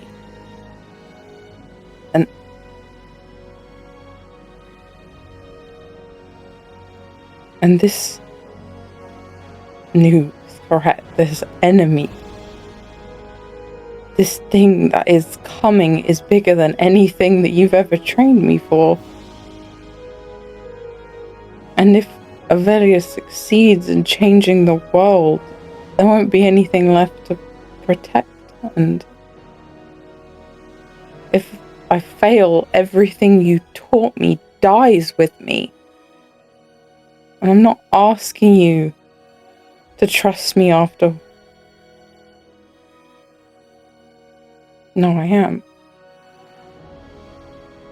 I'm asking you to trust the knight that you raised.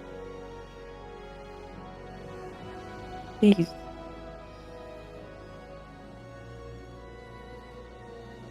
I need my commander, but more than that, I need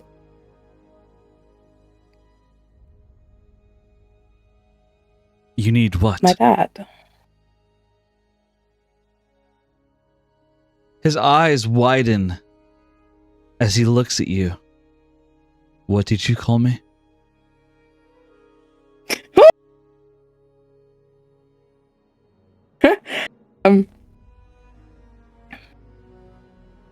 You are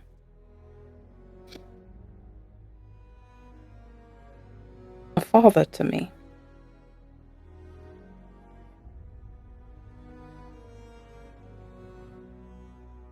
You see a tear. You are my dad. You see a tear roll down his eye.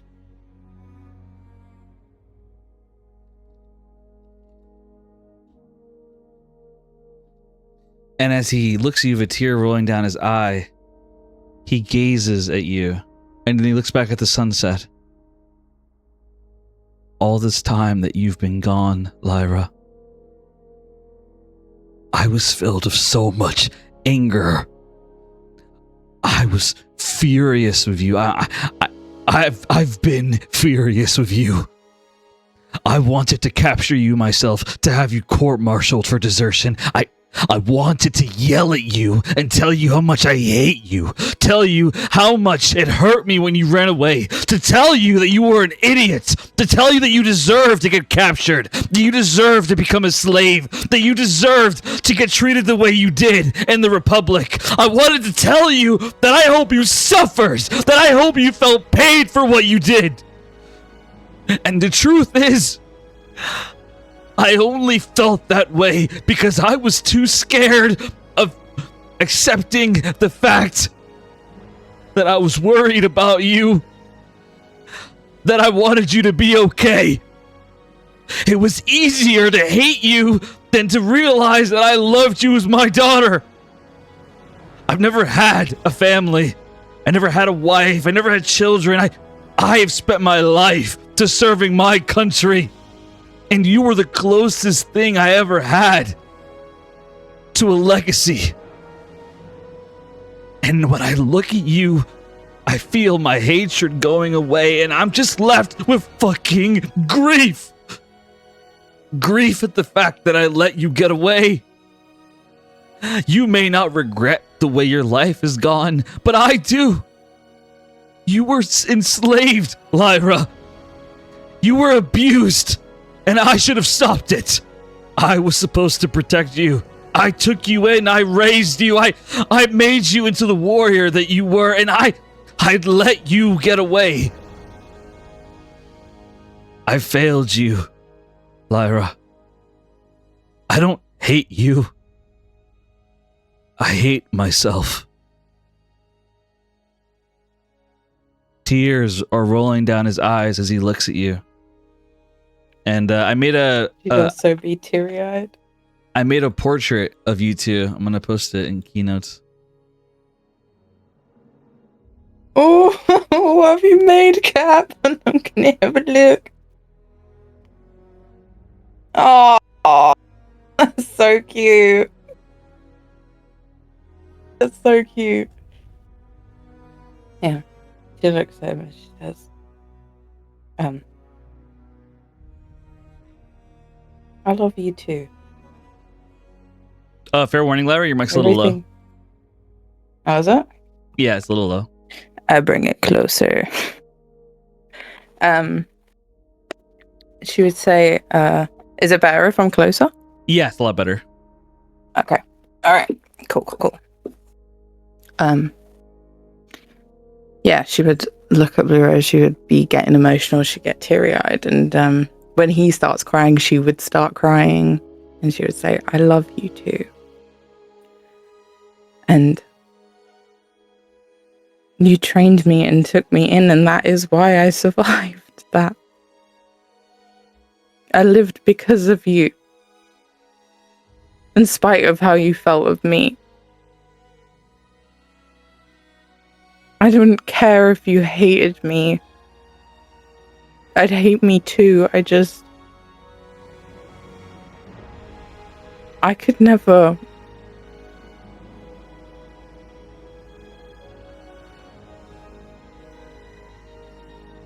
I'll try to think how to word this, sorry. You're good.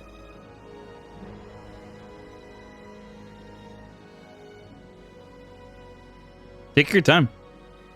Yeah, I'm like really thinking, I'm like racking my brain. All the like words came out my brain. Oh, that's so annoying. Take your time. No rush at all. I could... Here, I got one more image to melt your heart more. What are you doing, Cap? What is I this? got one more. Where's there you this? go. Come on. Oh, it's lit. Oh. Yeah, she's like, just like, I think I'm just gonna cut it off there. She's like, I could never hate you. I could only love you for everything that you've done for me. Yeah, and then she would just be crying. He looks at you and he smiles. Desertion is unforgivable in my platoon, in my winter nights. But I'm willing to make an exception for you. I'm willing to pardon you for your desertion under two conditions. He looks at you with a smile and tears rolling down his eyes. Condition number 1. You have to promise me that you'll live through this war. Promise me that you'll live a long life.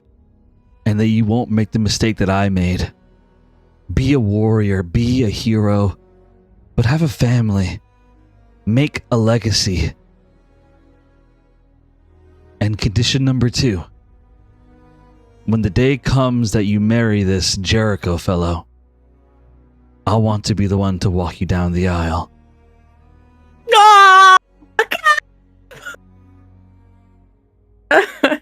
Yeah, she'd just be crying. She'd be like, yeah. She would be able to speak. She'd just be nodding. She'd be like, I really want you to meet him because he, like the princess said, he was really scrawny, but now he's got some kind of spirit that lives in him now. It's really complicated. He nods. I don't care if he's scrawny or strong or anything, whatever he may be. If he makes you happy, then I'm happy. And besides, I'll make sure to get a good measure of him as I'm walking you down the aisle.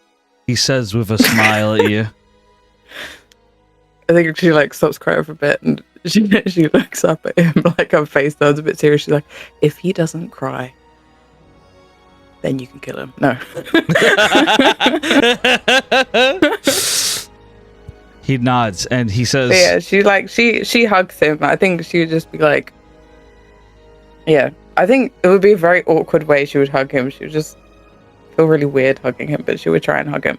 He smiles as he pulls out, he has 2 sheathed swords. He pulls out a sword and it's a beautiful sword as he says, this is the first sword that I was given as a winter knight. I want you to hold it for me. Give it back to me after this war is over. That is a promise that you're going to live. Do you understand me? I do. This sword, it was given to me by my father before he died. He made me swear an oath to it. Are you prepared to swear an oath to it now? I am. Get on your knee and hold the sword in your hands. Okay. Didn't even try to hug her back. She was like, oh, okay, no, sword. Yeah. You take the sword and he looks and he says, he says, repeat after me. I, Lyra Maris. I, Lyra Maris. Pledge to live my life doing as I desire. Pledge to live my life doing as I desire. Should I give him a weird look? and to die with no regrets on my heart. And to die with no regrets on my heart. For the world is full of choices. For the world is full of choices. But I will live by them as I live my life, swinging the sword. But I will live by them as I live. Sorry. But I will live by them as I live my life, swinging this sword. He smirks and nods. He says, you can guess the kind of man my father was, but that pledge has kept me alive all this time, and I trust it'll keep you alive. As he brings you back up. She stands up, she looks at me, she's like, is that a real oath? Or did you just do that to... Well, it's a real oath, but... make fun of me. my father was a bit of a drinker, if you haven't caught on. Yeah. Oh, I'm glad you're not. He smiles and nods. You better keep that sword safe. If anything, I want you to tell Jericho to grip it and hold it in the air. If he can't hold that sword in the air, then I'll consider him unworthy of your marriage. Oh. Okay. Okay. He smiles. He smiles and nods to you as he says, Well, all right then, kid. Let's get in there. I think she would like want to stand with him a bit, just looking at that sunset, so I can make that image happen. Yep. He stands just stand beside with him you. for a bit. Oh, yep, he stands beside you.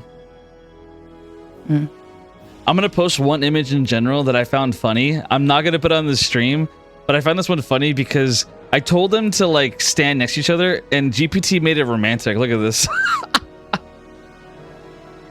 I was like, no, can't use that one. Deep in our eyes. Hello, daddy. Hello, daughter. Bruh, I'm dead. That's funny. Oh, Lord. All right, here we go. But no, that I was imagine really they would good. have that same hard eye contact, but like not pressed together. Yeah. Yep. Very good job. Token of inspiration to Lyra. Very well done. Oh, thank you. Now, All right. what does the king say? So you walk back into the throne room, and the king, he is deliberating with his sons, and you walk in, and Starklin looks at you, and he says, so I've been thinking about it, and we've come to a new conclusion. We were told that there are slaves in the Republic of Kavar. If Jericho is becoming the new leader of that country, I am going to assume slavery is going to stop, I hope. Yes, definitely. Well, in that case, we have a new offer. We will help you if the Republic of Kavar can offer us at least 10,000 people, able bodies, to join us in our secret operations. We need more manpower. We need soldiers that are not... How do I put this? We need people that are used to being in shitty conditions. And I imagine slaves are used to being in shitty conditions, as awful as that may sound. Rest assured, we'll make sure they're well taken care of, and they'll know the risk. But I want them coming here. I want Jericho to deliver us 10,000 people who want to live here. See. I'm sure that can be made into... I'm sure that can happen, but I would have to talk that over with him first. I would also like to ask something as well. Yes? Regarding the Republic.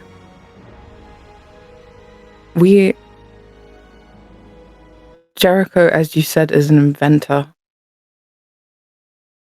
He's not well versed in leading and leadership. I would ask that you send teachers or whoever can help in rebuilding the Republic in his image. Interesting.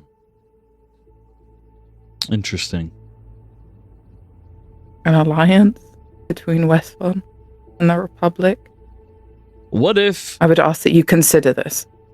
What if we converted the Republic into a colony for the Westvon Kingdom? They would be under our flag and banner, but we would allow Jericho to rule over it. Under my name, of course. I will take these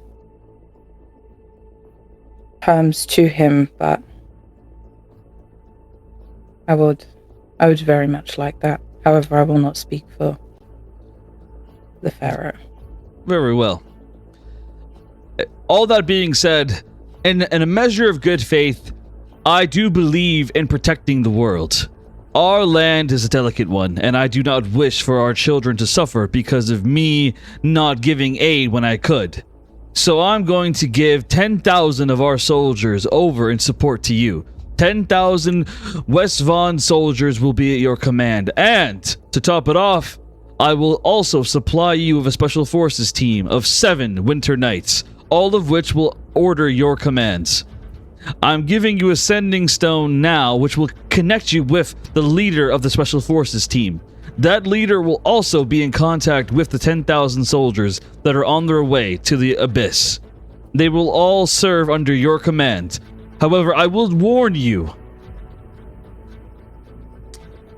When this war is over, if Jericho does not help us with the secret operations going on in here, we will consider him an hostile, and we may invade the Republic of Kovar, or Jericho if he's calling it that. Keep that in mind. We are a kind country, but we are also a ferocious one. Make sure not to forget that, Lyra Maris. Okay, I could never forget that. Oh, sorry. I was gonna say, you asked a good question. Let me double check how many people they have. I double checked. The average soldiers is like 170,000. I was like, sorry, what? 10,000 you gave me? You can ask for more if you want. Yeah, she will. He looks at you and he says, I'm giving you 10,000 for now, along with the 7 winter nights. However, if you can get back to me and confirm with me about Jericho giving us 10,000 workers, then I will give you 100,000 soldiers to help you.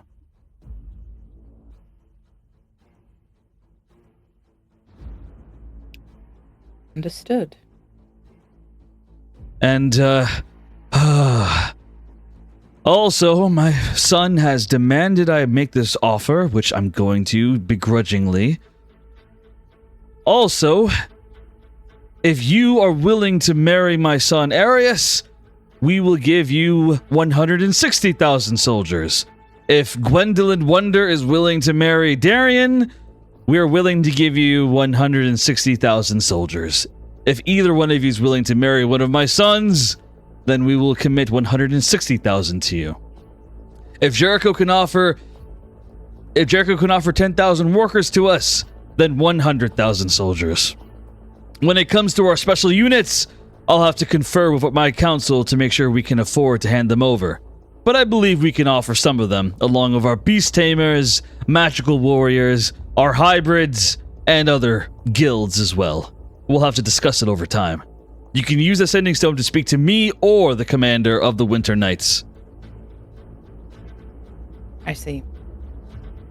She tries so hard not to roll her eyes at the marriage proposal. She's like, I think I speak for both Gwen and I when I say, as much as we appreciate these marriage offers, we are both very committed to the men that we love. But yes, I will get back to you on Jericho assisting with the 10,000 people. Yes. One more question. Yes. The goddess of honor has gone missing. We haven't seen her in months. He says, we haven't seen her in a while. Do you or the Promises know anything about her whereabouts? Guys, do we? I don't think so. Nope. Okay. Alright. No. I do not know, but however, if we go into the abyss and happen to find her, as we know that Ovelius has trapped gods there before, then we should like to bring her back. Very good. I'm honored to hear that. I wish you luck, Lyra Maris. You are officially pardoned.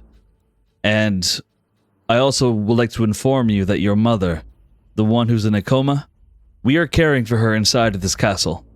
She is being cared for by our best doctors to make sure that she stays healthy. We believe that her illness is caused by the abyss. If you destroy the sacred tree, your mother will awake. I know this already. But thank you. She goes a bit dead-eyed, she grips. She tightens her hand into a fist and is digging her nails into her palm. I should also inform you that we received a strange message from someone recently. Who? What was that message? It was from writing that we hardly could recognize. The writing on the paper said, "Don't let Lyra see her mother." Oh. I think I might know who that is. Not to worry about him. It's alright. I thank you for caring for her in my stead. Yes, I will get back to the other promises in Jericho and see if we can broker some kind of deal of alliance. Very good. Let Rex know that I accept his proposal about making his village for time variance. I'm allowing him to put it on my land in exchange for the gold he's offering. Let him know that I accept his offer, please. I will. Yes, I will. Thank you. She tries to show that she had no fucking clue. It's like, she's trying like not to look completely clueless, like dumbfounded. Maybe Blue Rose will catch it, but she keeps like a very like stoic face. She's like, yeah. Blue Rose would just smirk at that. I will tell him. Thank you for agreeing to his village of time variance, you said? Yep. Yep. There we go. Yes, I will. Yes. She like backs away to the door. Like, what the fuck? And Lyra, she steps out through the door and she teleports. And at this point, the last door left is Ozymandias. We will do that next session. So we will do the next session. I personally am a little tired. You guys were all amazing. Great session. I'm glad we were able to, do some different scenes and stuff like that. Really good job. A lot of stuff I need to do for TextRP and all that. I look forward to it. Anyway, you guys were all amazing. How will Lyra handle getting the West Vaughn soldiers and knights to serve under her? How will Naren handle her fight against her brother along with his fiancée? How will Lorelei be able to handle the fact that her mother's in a domestic abuse relationship and that her father's dead? How will Gwendolyn handle the fact that she's being worshipped as the Phoenix ruler of the Carven Empire? How will Alice handle the fact that she is now in command of a large unit of powerful Asimars?